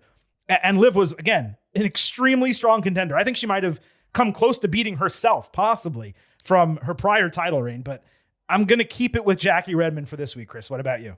It's part of what I explained when Jordan Grace won. And I stuck with that, was like, Liv could win this every week. And I don't think that's good for the title. And I think we need to keep the standard extremely high for this, frankly. And I am sticking with Jackie Redmond as well. But obviously, this is a very worthy number 1 contender. Yeah, I do agree the standard needs to be high. But sometimes you get a flash of something backstage, pun not intended with that. And you just kind of got to go with it. But I do agree. Coming out of Raw on Monday night, despite having 2 strong contenderships, it is going to be Jackie Redmond retaining the Hey Now Championship. Anyway, Liv suggested that Raquel Rodriguez challenge AJ Lee for the Intercontinental Championship, creating her own road to WrestleMania. Dominic Mysterio was conferring with JD McDonough, hoping that they would have his back in his title match later in the show. Finn Balor came through saying he was disappointed with losing, but at peace with how it went down. Dom completely dismissed his feelings, saying now that they can focus on Dom and his title. Balor reiterated that Mysterio needs to win on his own. So Dom clarified, I didn't want you guys out there to help me. I just want you out there for your support. They all dapped up and hugged, and this segment ended. Judgment Day Clubhouse is generally an automatic good. This one certainly hit that mark, both the Liv Raquel interaction and Morgan trying to keep Rodriguez occupied. Then you had the animus between Dom and Finn continuing to bubble up. Just a no-brainer. Yeah, no, this was good. This is the kind of what the clubhouse and all that stuff is supposed to be, which is like they strategize, they have multiple conversations. It felt a lot more like, I guess, real than some of the ones where they're all just like standing up together in front of the camera. I thought this was really good. Bayley and Lyra Valkyria backstage agreed they were stuck and victims of bad luck. Lyra refused to let Bayley miss WrestleMania again, suggesting she challenge AJ. Bayley hesitated at first and then got excited about the prospect. Before she went to ask for a title shot, Bayley remembered how she cost Valkyria the title and suggested they go together. As they approached Pierce's office, IYO walked out, stared at Bayley due to their history. This left me a bit concerned that they're going to do a multi-woman IC title match rather than a multi-team tag team match, but instead, there's going to be a gauntlet number 1 contendership for next week. As I've said before, Bayley and Lyra should be winning the tag team titles at WrestleMania. It is a way too obvious perfect booking. They got to do it. I'm glad they were back on the show involved in a storyline. They did well. I like the booking for next week with the gauntlet. This was good. I agree. Bayley and Lyra, I want them to have a tag team name. I don't want it to just be Bayley and Lyra. Like, at least Rio became Rio. We got the Irresistible Forces. Yeah. While we're leaning into this, don't just give me Bayley and Lyra all the way to Mania. Like, let's continue to build on this. But overall, I like that idea and what they're doing. This was good. Baybirds. How's that work? Baybirds. I like the idea in Wiley? theory. It sounds too much like Babe. Yeah, I know. But I agree, though. They need a tag team name. They all do. Every women's tag team needs a name. Baylyra. I don't know. Lily? No, we'll have to figure it out. Let's put that into the brainstorming committee there. Danhausen jump scared Pierce backstage, assuming he was Steve Austin in disguise because he wore glasses. He said he was happy after getting tons of cheers in Chicago, a thunderous ovation. He demanded a blimp Hall of Fame induction this year, a Triple H point photo, and his face on all of the WWE production trucks. Pierce pawned him off on Judgment Day so he could go get a drink. McDonough was insulted Danhausen didn't know his name out of the three. And when Dom insulted him, saying he'll never come close to a title in WWE, Danhausen cursed him before disappearing. The guys laughed at that assertion. Much, much, much better leaning on the dry humor backstage. And to my utter surprise, parts of the crowd not only cheered for him when he showed up, they said cursed at the same time he did. Maybe they watched a bunch of YouTube videos over the prior 48 hours. The list of demands was fun. Danhausen playing off the straight-laced, easily angered Pierce was actually perfect. And yes, this segmenthausen was indeed good. I'm not sure I've seen a character do such a 180 in 48 hours. Wow. Look at you. This was. I said the segment was good. I don't know, let me be clear. Yeah. The segment was good. I still am not a fan of the gimmick and everything he does, but I'm objective, and this was very funny. Well, this is a lot of what he does. It's right, just I know. dry humor and play on words, and that's more interesting than, walking out of a cloth into a song. Right. So this is exactly the kind of role I think he's going to be in. Do some funny stuff backstage, sell some shirts. Again, it's the R-Truth gimmick. And I calling Pierce Austin, like, that was funny. And that's going to be good. And when he cursed Dominic, I was like, interesting. And that we'll get into what happens later, but the crowd was there with him. This was great. I loved it. It's exactly what it needs to be. It's all he's going to be, and that's good.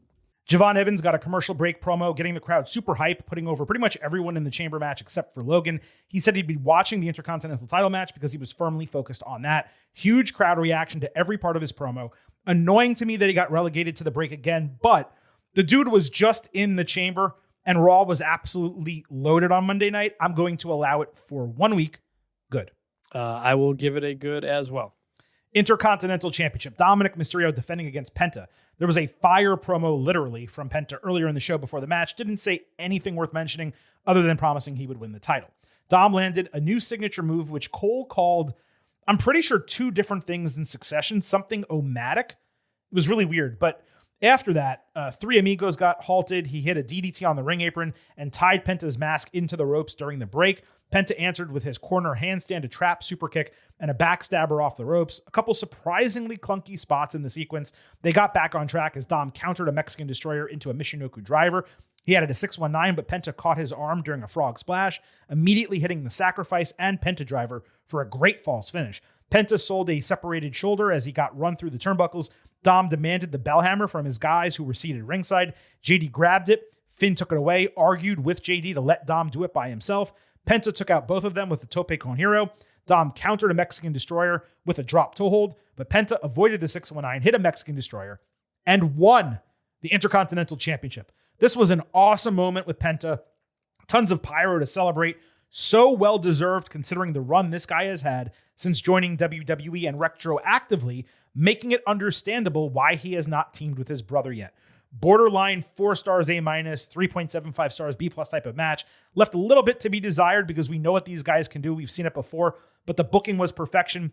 Balor not screwing Mysterio, but rather forcing him to win by his own devices. That's a babyface move, and commentary sold it that way, especially because it put Finn at odds with his own guy, JD. A bit surprised WWE ran the title change, considering Finn against Dom or Dom against Javon seemed to make a lot of sense for WrestleMania, the title on the line. But Balor Mysterio works non-title. And now the Intercontinental Championship is open to get a lot more people on the card, possibly a cluster match or something like that.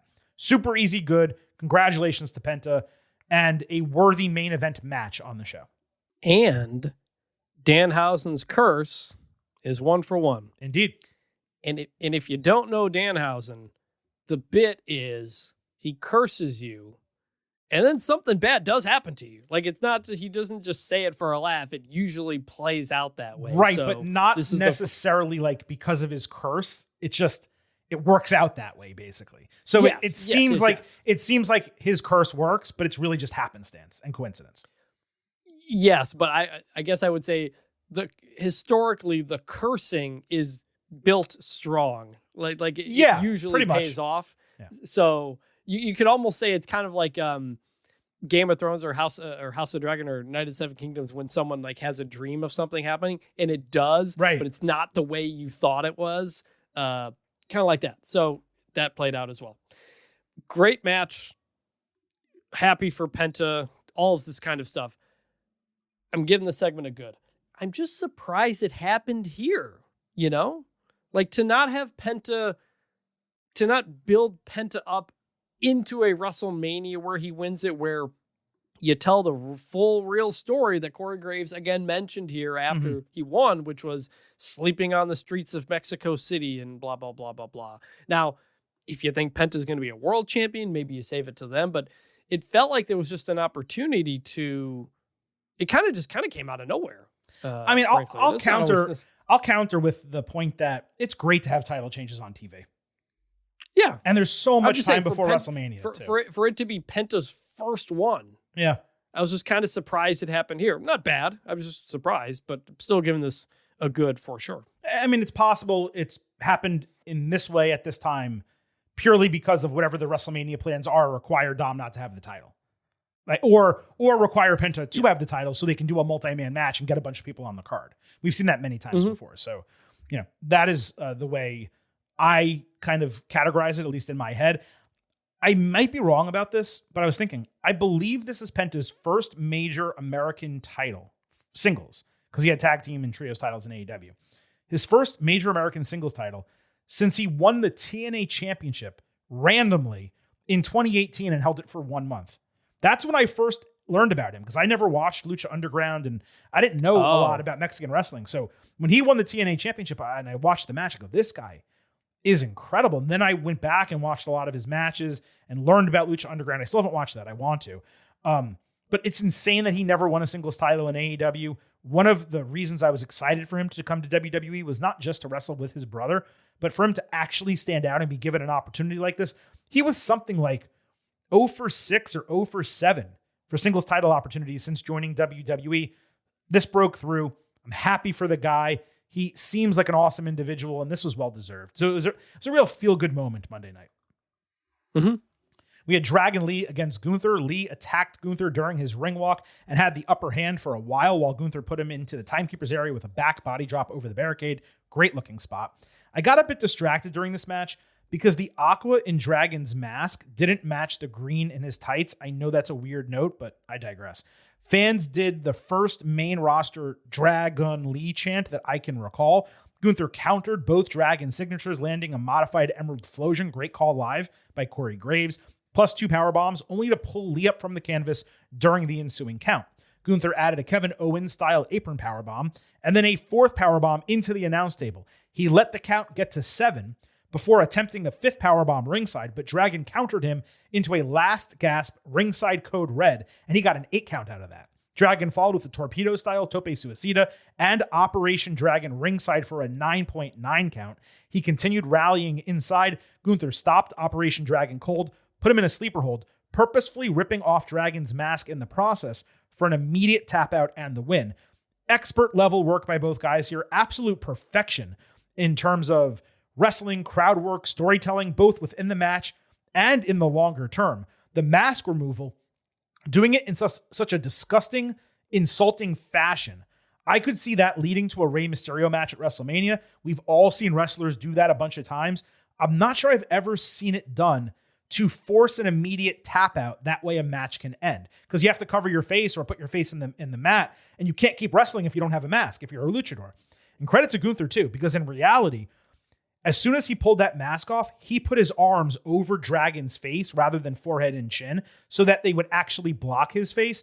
It took a little bit too long, and some people spread around a picture of Dragon without his mask online. That's really shitty. I know kayfabe is dead, okay? But there's still tradition for luchadors, and you can be respectful of that. Anyway, I went from concerned that Dragon was getting flattened by Gunther and what that would mean for him long term to incredibly impressed with how his comeback was booked, not just for the entertainment of the match, but his long-term prospects. This loss did more for Dragon than any win that he's gotten on the WWE main roster. Top-notch in-ring work from these guys. You're going to be surprised by this grade. 4.5 stars. A. Good. It's funny, I had the complete opposite, which was I was hoping that Gunther was going to squash him to being concerned that the match was as competitive as it was. And then we got the finish that it was. I don't know why this match needed to be competitive. I again don't need to know. I don't know what we're doing with Gunther here. I don't understand that take. I don't get it. Dragon Lee is not a big deal. He's not a big deal. Not on Gunther's level, and I don't understand how Gunther has gone from retiring John Cena and AJ Styles to after the no more pay-per-views until WrestleMania, and he's in a feud with Dragon Lee. So let me give you my take. Number one, John Cena and AJ Styles, as great as both of them are 50 years old. Okay? John Cena was the champion last year. I understand, but because Travis Scott helped him win and he cheated in every match to retain the title. He defended it. And cheated in every single match except for like one. So number one, both of them are 50 years old. Okay. And he overpowered them. He's younger, stronger, all those things. Dragon is younger, more youthful. He attacked him from behind to start the match. So he had an upper hand. Gunther was playing with his food. He should have put him away to the point that you were making. Chose not to. And his own ego got the best of him because it allowed Dragon to rally and give himself a legitimate chance to win. And ultimately, Gunther still won. He overpowered him. He had him in the sleeper. Probably would have tapped him out even without removing the mask, but got a lot of heat doing it as well. So to me, it was entirely logical. It made sense for both of their characters. And Dragon, again, is a great wrestler. So there's no harm in him getting some stuff on Gunther. I'm not saying it was perfect. It wasn't 5 stars, but in terms of what you need to accomplish from a booking standpoint to make Dragon look legitimate and still have Gunther win decisively, I thought they knocked it out of the park. They did a great job they've done a great job of building up Dragon Lee and doing all the stuff. my problem is what it means for Gunther. Yeah, that okay. just continues to be my problem. But it was still good. Totally fine. I'm not gonna hate on it too much. Tiffany Stratton fought Kairi Sane on SmackDown. Tiffy got interrupted during a backstage promo with Asuka saying Tiffy time is over, and Stratton then just repeated that, questioning the statement. Heaven forbid she say anything of value when she speaks.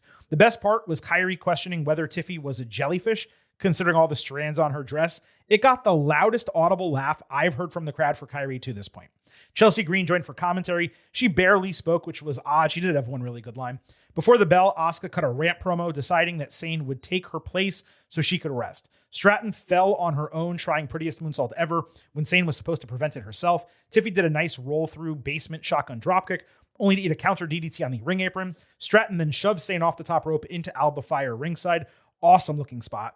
That got Green screaming in Stratton's face and eating a flying forearm from Sane when Tiffy got out of the way. The rolling senton and prettiest moonsault ever, ended it.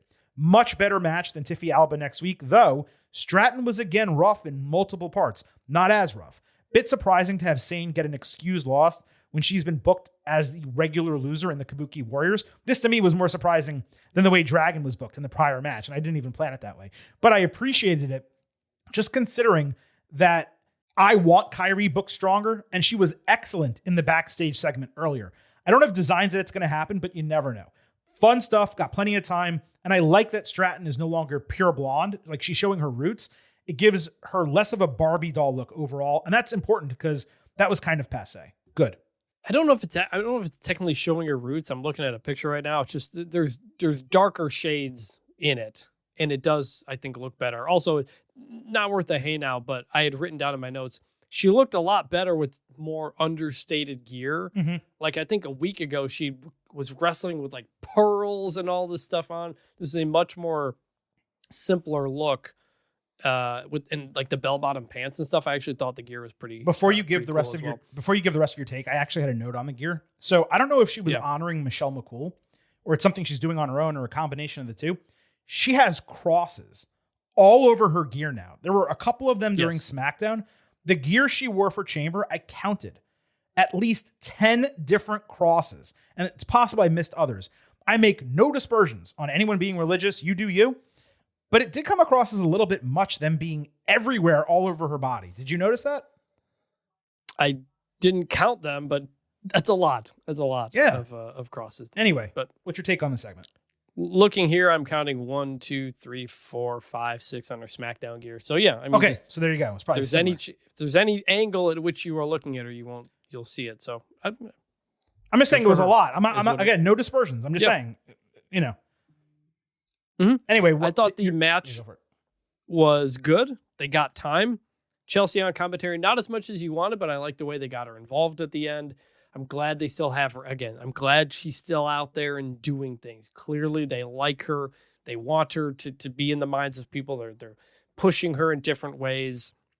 So that was good.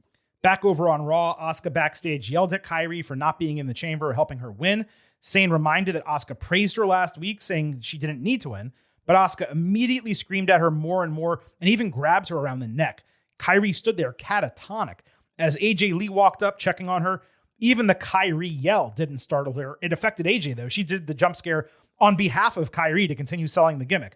Lee then came out, got "You Deserve It" chants, credited the fans for their belief, having her back for a decade. She put Becky Lynch behind her, focused on WrestleMania, promised to being a fighting champion, holding her first title in 12 years. She also said that she would be defending the title the next time she steps in the ring. And that, of course, is what led to the gauntlet match to determine her number one contender. I'm going to give this a good.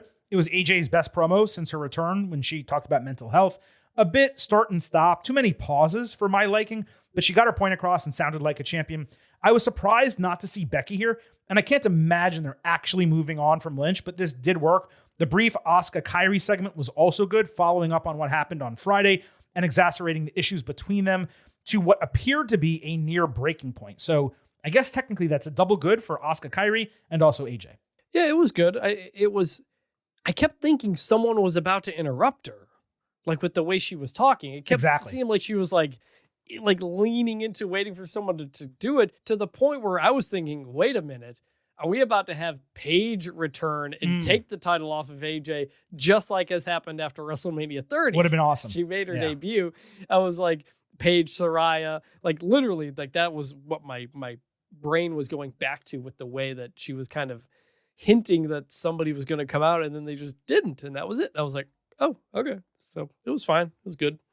I was wondering if IYO versus Kairi versus Asuka is the plan for WrestleMania. It saves IYO Asuka for later if desired. It puts three deserving talents on the card in what could be like a show-stealing match. What do you think about that? Possible. I mean, I could see that. It would feel... I mean, I could see WWE in today's form, not the old Vince McMahon form, right, doing the all Japanese women's wrestlers match and letting them like show out in a real way, end the feud, like get it all out there, because they did kind of start and stop with it alongside the tag team titles, and you kind of build it up as like a historic moment if you want. Three of the, or at least two of the greatest, women's Japanese wrestlers of all time. We don't need to get. Kenny Omega can push back on that or whatever. But I can see WWE leaning into that, the international push. Like, here's how you sell WrestleMania to Japan, It would be a great match. Yeah, it would be awesome to have that on the card. Carmelo Hayes came across Ilya Dragunov in a suit backstage on SmackDown, wondering why he wasn't dressed to compete. Dragunov said he's on a losing streak and therefore doesn't deserve another shot at the United States Championship, but he'll be back in the game soon, ready to take the title. When Ilya gave Melo another pep talk, Hayes threw it back at him again, saying he needs to find himself and worry about getting back to being a top-level competitor. I am loving these buddy segments between them. It's a smart way to simultaneously show the mutual respect while ensuring everyone knows Dragunov remains firmly part of the plans for this mid-card title. It's also allowing them to show a lot of personality that we wouldn't just see if Melo was in the ring waiting for open challenges every week. Good. Yeah, exactly. Like, open challenge can be a story, but if it's not going to be that, really lean into some fun character stuff, and that's what they're doing. We did have a U.S. Open challenge, though. Hayes against Matt Cardona. Melo took a big bump into the announce table, then got his ass kicked by Cardona, taking a hangman neckbreaker and a gnarly shot to the middle turnbuckle. Hayes landed his blind springboard draping leg drop, which needs a name, plus a springboard clothesline and La Mystica before Cardona nailed a great counter double underhook powerbomb. Melo ducked Rough Rider at first, but Cardona eventually landed it for a false finish. Hayes soon came back with first 48, and he retained the title. Mutual respect from him after the bell. The crowd was up and down, their interest in the match, probably because Melo was the stronger babyface, but he spent 80% of the match selling. What this match told me is that Cardona badly needs to be a heel. I'm not expecting his indie god persona by any means, but he has got to have some kind of edge. Otherwise, he is a true generic babyface who adds no real value to SmackDown. I enjoyed the match. It was another building block win for Melo. It gets a good, but I got to see something different from Cardona. I agree. Like, when he comes back, you make him the babyface. Good to see him. He's the guy who always wanted to be in WWE, and you get that support. But now that we've kind of moved on to other things, he would fit so much better as a heel because he was a really, really good heel on the indies. Now, you can't do that gimmick in WWE, but he's really good at kind of leaning into that. You could even almost do it in a way that turns Kit Wilson into a face if you put the two of them facing off. So a lot of possibilities. I appreciate the effort that's being put into the mid card on SmackDown. Like we've talked about the last few weeks, Cardona, these people here, Apollo Crews pops in, Kit Wilson sometimes. Like there's an effort being put in to the spot on the card, and it's appreciated. Yeah, Shinsuke Nakamura, Tama Tonga. I mean, there's a lot of people who have gotten involved, and it's great. It's exactly what they should be doing. The Miz, obviously. Speaking of, Obafemi fought The Miz. After selling Oba's entrance after the bell, Miz grabbed the mic, saying they don't need to fight. Femi stepped on his hand, took the mic, told him to get another one. That was really cool. Miz said he doesn't want Femi to make the same mistakes as him, going after locker room leaders. He offered instead to be his Undertaker. Oba said he indeed looked like a dead man.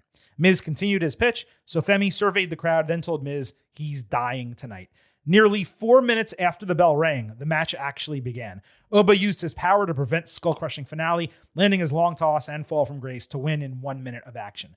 Nothing from commentary about Femi beating a former WWE champion. Just like Javon Evans on Raw, it must be a directive not to say as much, because otherwise it does not make a shred of sense for Kofi Kingston and The Miz to lose matches to these guys and not put them over as having beaten former champions. Another beneficial segment for Oba, though. Second straight week, he was allowed to show his personality and confidence in addition to his strength and dominance. Beyond not mentioning Miz's accolades, what bothered me was that we were not allowed to see them wrestle a real match. Given Miz's profile and veteran stature, it would not have been a negative for them to go 5, 6, 7 actual minutes of wrestling with Oba still dominating in the end. Femi does need to actually wrestle at some point. It seems like that's happening on Raw. Had they just added a couple minutes, it would have been perfect. Still, it was good. Yeah, like you said, they'll get to the wrestling part on Raw.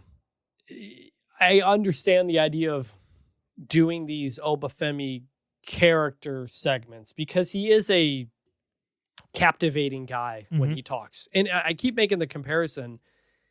Like, you can kind of pitch him a lot like Thanos.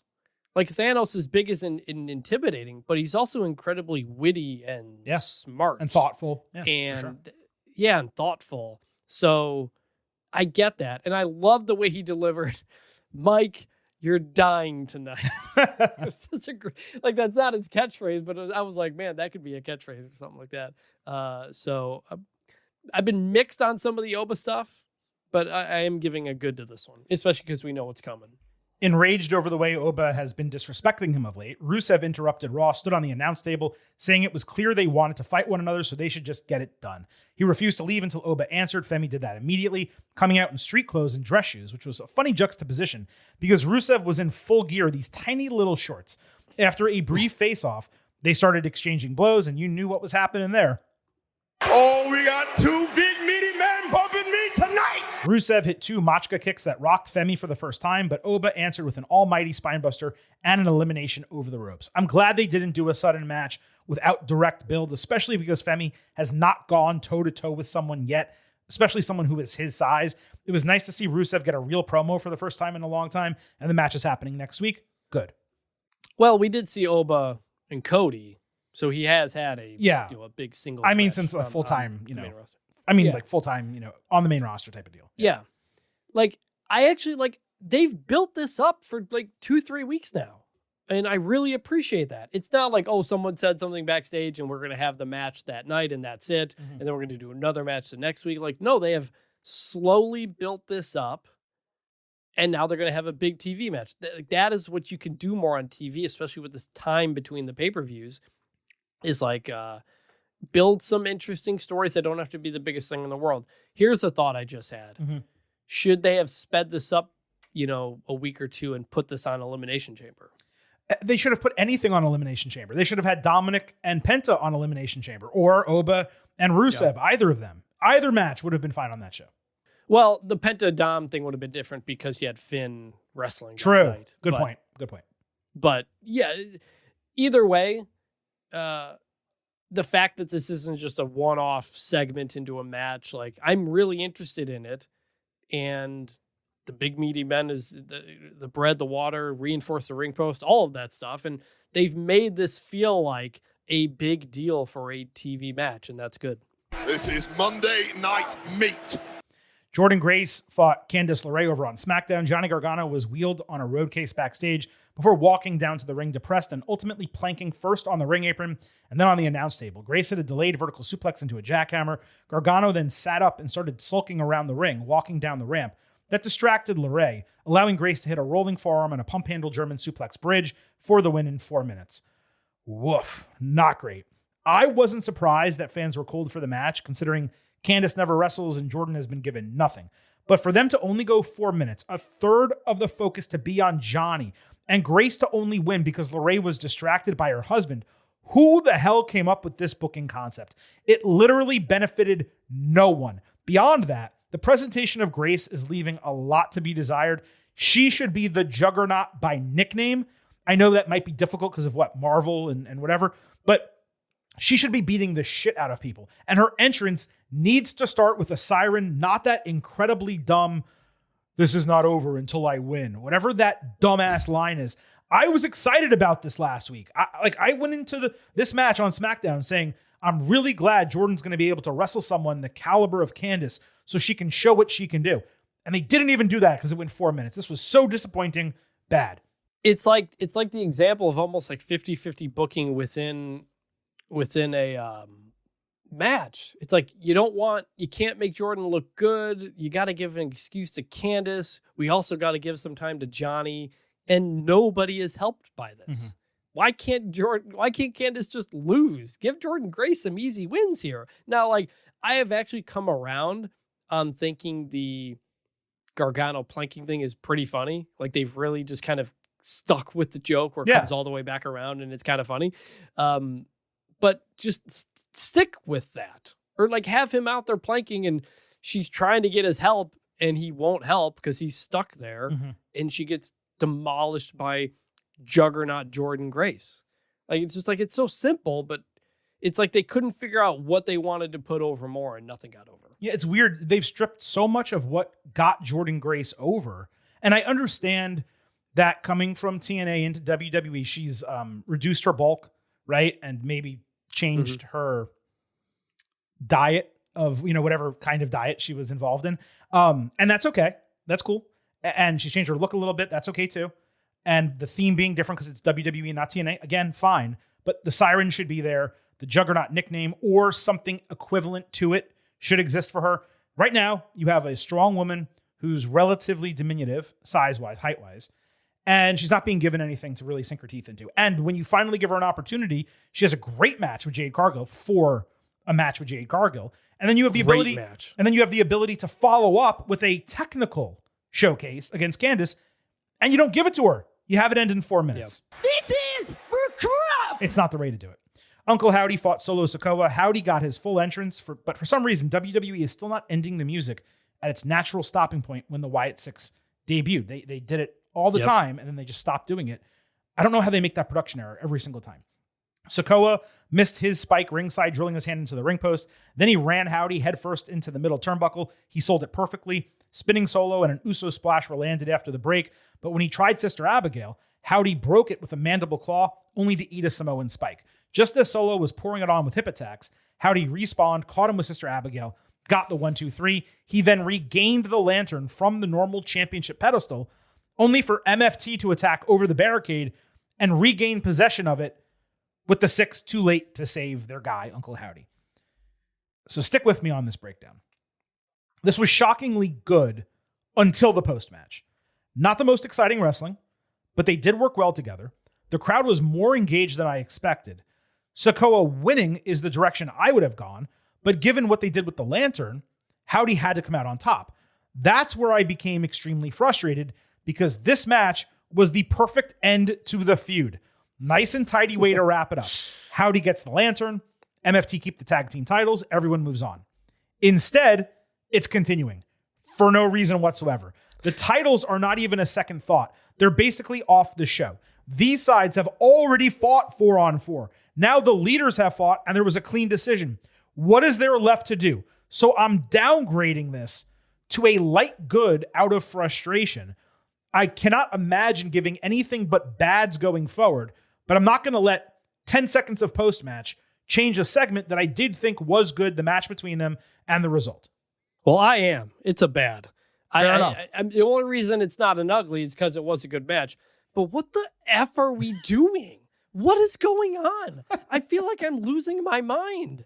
Why are we trading a lantern back and forth when there are tag team championships? Why is this not ending? What are we doing?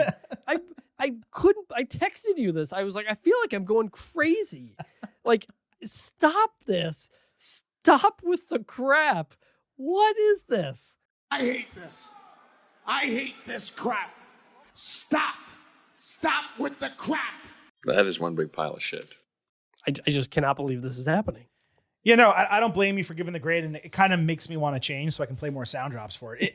It is so incredibly frustrating. Like this, let's be very clear.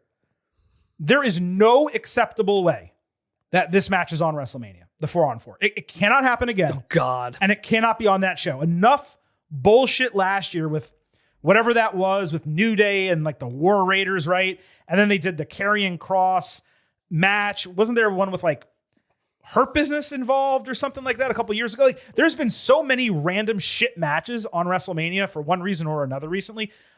It is unacceptable if MFT and Wyatt Six make that show. Now, if you put them on the go home SmackDown and that's where you end the feud, like, okay, I can stomach it and maybe there's a reason and whatever the case. But it cannot be on that show. And it is asinine that it is still continuing now on the road to WrestleMania when you could have ended the feud, had Howdy go do something else, and then have MFT get into tag team title feuds to build to a match at or around WrestleMania. It's unacceptable.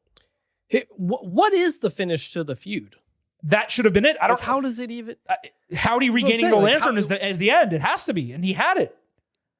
Yeah, that's like the title changed. What about a cinematic match? What if that's the reason?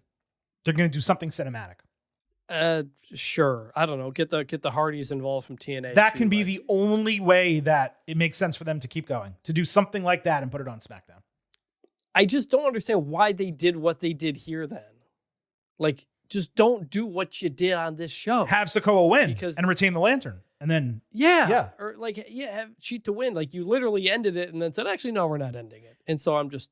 Why can't they end things on SmackDown? Damian Priest and Aleister Black all over again. Except at least those were mostly good. This has mostly been bad. Sikoa backstage complained to Aldis about the Six chasing them away from the ringside area after the match. Aldis properly cut him off, saying it was MFT that were in the wrong, and since the tag team titles have been dormant, he was going to determine a new number one contender next week. Thank you! I don't love the whole, the tag team division has done nothing for months, so let's just crown new number one contenders out of nowhere as a concept, but at least it's a first step. Hopefully some feuds develop out of it, whatever they wind up doing. I can't imagine any of the teams will get strong responses from the crowd because none of them have been on TV. So people have no reason to care. Either way, it's better than all of them being relegated to the awful ESPN segment that happened on Friday night with R-Truth. Natty got a commercial break promo on Raw, sarcastically apologizing to Maxine Dupree for letting her train in the dungeon and letting her believe she could actually be a wrestler. She called herself a killer that they tried to convince was a bimbo, whereas Maxine is a bimbo they are trying to convince is a killer. She told Dupree to go have an empty, shallow life doing social media with her guys because she doesn't belong in her world. And I will tell you what, this was a damn good promo, but I will tell you something equally true. It got zero reaction, none whatsoever. I'm firmly of the belief this would have worked in the distant past, 5-6 years ago, but Natty is too far gone as a legitimate wrestler for fans to believe or care about her in 2026. It sucks. It's not fair, but it is simply true. It might be the case. I'm still into her new thing. I would love to just see it away from Maxine. You know, if you had her take down somebody of note and really make a splash. But we've seen Natty versus new/young wrestler a gazillion times, even with the new thing. So, like, I still like it. And I like what Natty's doing, but I cannot ignore what you're saying is that it got no reaction. Now, we're going to close this show covering El Grande Americano, both from AAA and Raw. And then once we do that, Silver King has some notes from the last couple AAA TV shows to conclude this episode. And please remember, original El Grande Americano, who primarily wears blue, is a heel in Mexico and a babyface in the United States, while El Grande Americano is a pure babyface in Mexico and a heel in the United States. And the way I'm going to refer to them over the remainder of this segment is Original and then Grande. That's the differential. So 2 weeks ago, Grande got a nuclear pop, saving Dominic Mysterio, who was a babyface down there. And he saved him from Omos. So it seemed like they had made up, except when Original attacked Grande, Dom did not help him at all. Then this past week on that show, Grande opened it, getting not just a hero's welcome, but an extended standing ovation and an Olay chant. It was remarkable. He denigrated Original, calling him Shorty, saying he uses AI to speak Spanish, and he's trying to steal his history. So he challenged Shorty to a real interview in Spanish without the use of AI. So Pimpinella Escalada. That's an incredible. By the way, I watched this because you asked me to. I did. Incredible wrestling, gimmick, like just peak pro wrestling here. I loved it. So there's a character, Pimpinella Escarlata, who's an exotico, basically an openly gay male wrestler who wears drag and acts effeminate, but is not transgender. And because of that, I'm going to use the pronoun he. I think that's appropriate. So Pimpinella tried to interview Original, asking in Spanish if he wanted quesadillas with or without cheese. So he slammed the door, not knowing what he was saying. When Original was called a fake by Pimpy, he smacked him over the head with his wrestling boot and kicked his ass until he got pulled off. It got an insane amount of heat. People were eating this up. Pimpy gets boarded, sent to the hospital. So they asked Grande to take his spot in Rey de Reyes and win on behalf of Mexico. So then there was a four-way that main evented. Omos, Ethan Page, Hijo de Dr. Wagner Jr., and Grande. Omos's gear did not match his new logo or aesthetic. He looked strong. The work was okay. No real improvement from him. Grande submitted Page as Los Americanos handcuffed Omos to the turnbuckle outside, but the referee was down. Original attacked, and Grande kicked out of Ego's edge. La Parka handled Original, took him backstage, and Grande won with a loaded headbutt. The energy of this match was a 10 out of 10. The match was like a B+. The crowd went wild and loved it so much, they literally chanted Undertaker to end the show. They chanted for the Booker. I have never heard or seen that in 3 decades watching wrestling, that a main event got the fans so excited they chanted for the Booker. Chris, this was your first taste of the AAA product. What did you think of the Americanos that you saw with Pimpinella and the main event? I can understand now why one's a heel and how that works. And it simply comes, my understanding is that it simply comes down to Original can't and won't speak Spanish. Now, Grande, for those of us who think we know the real identity, is also not Mexican. So I don't know where that could eventually go, but he does speak Spanish. And the crowd is undoubtedly hot for it. It's such basic stuff. It's like foundational wrestling stuff. It's almost so camp that you have to love it. It's not trying to be serious. It's not trying to have these interpersonal dynamics. It's not trying to be cinema. It's trying to be the most basic, goofy, but also real-ish like thing you could do, which is like, this guy is pretending to be Mexican without even putting any effort. And even if you think regular Grande isn't either, he does speak Spanish and there is an effort into it. And Original's playing this great.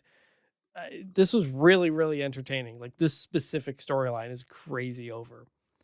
So moving over to Raw. Original fought Rayo Americano. Original backstage wished Penta luck on his Intercontinental Championship match before saying he would be on the other side waiting for him. Then Los Americanos confronted Grande wearing black and gold for the first time. They argued leading to this match. Graves, during the break, international audience, put Grande over as a babyface, explaining how he wears green in Mexico, and Cole was confused about pretty much everything. Original hit a cool avalanche overhead belly-to-belly suplex. Bravo distracted the referee, allowing Grande to hit a loaded headbutt over the ropes, but Original still kicked out after a flying headbutt by Rayo. Original ultimately hit Chaos Theory and got the win. The fans were entertained by it. There were regular reactions throughout and cheers at the end. The wrestling was obviously solid too. But this match, for me, it had no heat whatsoever, which is insane considering it's crazy over in Mexico, as we just explained. Flipping the gimmick. I'll tell you why. I'll just real upfront tell you why. Nobody cares about the sidekicks. Rayo, I Right. keep forgetting their names. Like, Bravo. They're and just, Rayo. they're nobody. Like, it's already a difficult gimmick where you have 2 El Grandes. Now you're adding others to it, and it's like, it's just hard to get into it. I've really felt this when any of these guys have wrestled any other people. I'm just like, it's just a random ass guy. Like, I know who's under these other ones, and we may or may not know who's El Grande under these other Americano, ones as well. obviously. Yes. So, but like, One of them is there's El Grande no- Americano. The other one is pretending to be El Grande Americano. yeah, but so like these sidekick guys, it's like, it's so bottom of the barrel stuff. I know. that I understand why nobody gets into it. But it's that. It's also flipping the gimmick alignment between the United States and Mexico. It's confusing. And they've given us, to your point, no reason to actually care about either of them. There's nothing wrong with this per se. But this was a B match, and I'm giving it a bad only because it was the second lowest point of what was otherwise a great Raw. And we have a juxtaposition with the way it's received in Mexico, knowing that it can be hot if booked better. I have to give WWE credit because they're doing a really strong job booking it in 2 different territories in completely different manners, both of which are working. It's just one of them is working so incredibly well, and the other is just kind of there. They actually need to spend a little bit more time differentiating original and grande in the United States, so this will get a better reaction. So again, that's why I'm giving it a bet. Yeah, again, to what I said at the beginning a couple of weeks ago, which was, I don't know how you end this, considering how over they are in different ways without it just simply not working in one of the countries. Mhm. And it is maybe one of the most over things on AAA, so maybe you have to keep it there. But yeah, also, for anybody who hasn't watched AAA, a lot of it is in Spanish, a lot of the promos and stuff. And from what I could gather, that's Rey Mysterio translating it, right? Yes, it is. From commentary. So you have that going on. And all I can think of is, again, that line from Anchorman where Ron Burgundy says to his dog, "You know I don't speak Spanish," which we still need to get. We still need to add as a drop to the show, I think. So yeah, like, I hadn't watched AAA before. You told me to watch this. Some of the other parts of the show or whatever, but this bit's really funny. And JBL is really good on commentary. He's so freaking there. good, man. I don't want him to come back to WWE commentary. I think he's in the perfect place, which is like, he can be as kind of smarmy American heel commentator, and it really works in that situation. Yeah, it does. But he's not even going like heel like he used to back in the day. The trio of Graves, JBL, and Rey Mysterio, it works. And Rey is not a professional translator, obviously. So it's just really funny to listen to him like figure out where to jump in and say it. And he translates it properly, to my understanding. But he also is smart enough to know like there are certain words and phrases used that he can't repeat for the, American audience. Now, I'm not going to say my Spanish is getting better from watching AAA, but I am starting to recall phrases and nouns again. And I heard something in this segment, Monday Night on Raw, on Netflix, that completely snuck through the censors and did not get bleeped on TV. Grande told original, quote, "Chinga tu madre, cabrón," which is basically F your whore mother, asshole, live on Raw, unbleeped. Absolutely wild stuff. So that was the Americano stuff from Raw and AAA. We'll wrap up with some quick notes from AAA over the last 2 weeks. Hijo de Dr. Wagner Jr. wore Phantasma colors and squashed a Devil Wrestler 2 weeks ago. Santos Escobar showed up on the Titantron looking great, saying he would fight him on his terms. Then he beat his ass backstage and drove off on a motorcycle. Again, Escobar cool as hell in AAA. Can't book him at all on SmackDown. This past week, Escobar brawled with Wagner, taking him out of the Rey de Reyes match. TJ Perkins from 205 Live back in the day, he's wrestling here, and he does this weird thing where he like bleeds from the mouth, and he may even have red contacts. It's not a good look. He did have a pretty great ringside attack on Laredo Kid. He just straight effed him up. It will be overlooked, but it was well done. I did not think I would spend 30 seconds talking about TJP on this show. Laredo did retain his title in that match. Dragon Lee beat Jack Cartwheel to become #1 contender for the Cruiserweight title held by Laredo. That happened this week. 4-star A- match, only because it went 8 minutes. It was on its way to a high A, and combined with the main event and everything Chris and I just spoke about, I seriously suggest all of you watching the episode this week for those two matches. Good lucha things, like for real. Cartwheel did a springboard. Let me just finish the breakdown here. No, it's okay. Yep. Cartwheel did a springboard inverted Phoenix splash. I've only seen that in video games. Insane. Fuck. You fucked me up. It's okay. Cartwheel did a springboard inverted Phoenix splash. I've legitimately only seen that in video games. Insane spot. Dragon again did a Styles Clash, which really should have ended the match. It should be an optional finisher for him because he does it perfectly. Cartwheel can do things in the ring that I've only seen few others do, and those guys are names in the industry working for another company. I'm not sure how high his ceiling can be at 5'7", 170 or whatever, but if he changes that last name and WWE takes him seriously like they failed to do with guys like Pac, you're looking at a guy who can at least be a main roster superstar. What did you think about this match? Well, not only can he do those moves, he can do a cartwheel. So that's implied by his name as well. You telling me putting up Adrian Neville as a Mighty Mouse character wrestling with Stephen Amell isn't going to put you over in a big way? I mean, the wrestling was good. Enjoyed it. Some of the names, like you said, I was like, oh, TJP. How about that? If you are looking to watch this, if you go to the WWE YouTube page, you have to go under the live tab because it's live streamed. It's not just under the normal videos page. So it took me a second to figure that out. You got to go under live and you'll find it there. Did you use a VPN or did you watch it just regular? I just watched it on YouTube on my TV. Were there commercials on the replay or no? It would go to commercial break in progress with the AAA logo. Okay. And I just fast forwarded through that, jumped ahead to it. Got it. Okay. So watching live, I sign in with Albania. I've told you guys this before through NordVPN to avoid commercials, but on replay, apparently you don't need to do that. So that's good to know. You can just wait for it to air and then probably watch it regular like Chris just did. There was an insane brawl 2 weeks ago between Abismo Negro and El Fiscal. Never heard of either guy before. Now I badly want to see them fight. This brawl was awesome. That was episode 6. This week was episode 7. And the top storyline is between Dominic and El Hijo de Vikingo. Dom wants Vikingo to never challenge him for the AAA Mega Championship again. Vikingo wants Mysterio to leave AAA forever if he loses. And the match is going to be no DQ. Vikingo showed footage of himself attacking his own brother in the hospital, pulling out the kid's IV, and flipping over the bed. It was hysterical. That was on episode 6. This week on episode 7, Vikingo was angry at his manager for putting Omos in the Rey de Reyes tournament, potentially making him the number 1 contender to Vikingo as the new champion. But the manager said it was all part of his long-term plan. Omos lost anyway, so it didn't matter. So you have the big Dominic Vikingo match happening in a couple weeks for the title. You have the Rey de Reyes triple threat to determine a number 1 contender. 2 Americanos in there, and La Parka, Dragon Lee going after Laredo Kid's Cruiserweight Championship, and Santos Escobar going after Dr. Wagner and his, I think it's International Championship. I could be wrong about the name of that. So a lot of main roster talent and apparently great booking by The Undertaker. You have Paul Levesque, Triple H booking the main roster, Shawn Michaels booking NXT, and The Undertaker booking a Mexican luchador promotion.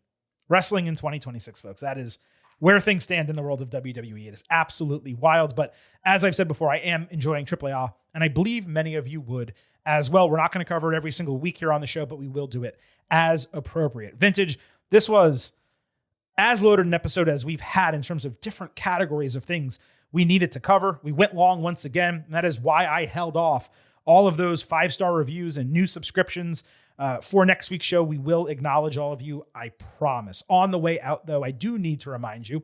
It's all about Defy. So head over to Apple Podcasts and Spotify. Leave a 5-star rating on Apple. Take a little extra time. Leave a 5-star written review. If you do, we will read it live right here on the show. Don't forget to follow us on social media at Getting Overcast on Twitter and Blue Sky. You get episode drops, news, analysis, highlights. You can send in questions and comments for the show on YouTube. You can listen to the shows, and you can watch full-length video interviews. Find us on social media at Getting Overcast. And please don't forget, I happen to love the number 5. Hope you do as well. For $5 a month, $50 for the entire year, you can become an official Getting Overhead. Just visit buymeacoffee.com/gettingover. Sign up. You'll get bonus audio, the fastest 5 minutes in professional wrestling, instant reactions to every major show, exclusive news analysis posts every week as well. your $5 per month or $50 per year, it continues this program from a financial standpoint, helps us pay our bills, and you get bonus content as we continue producing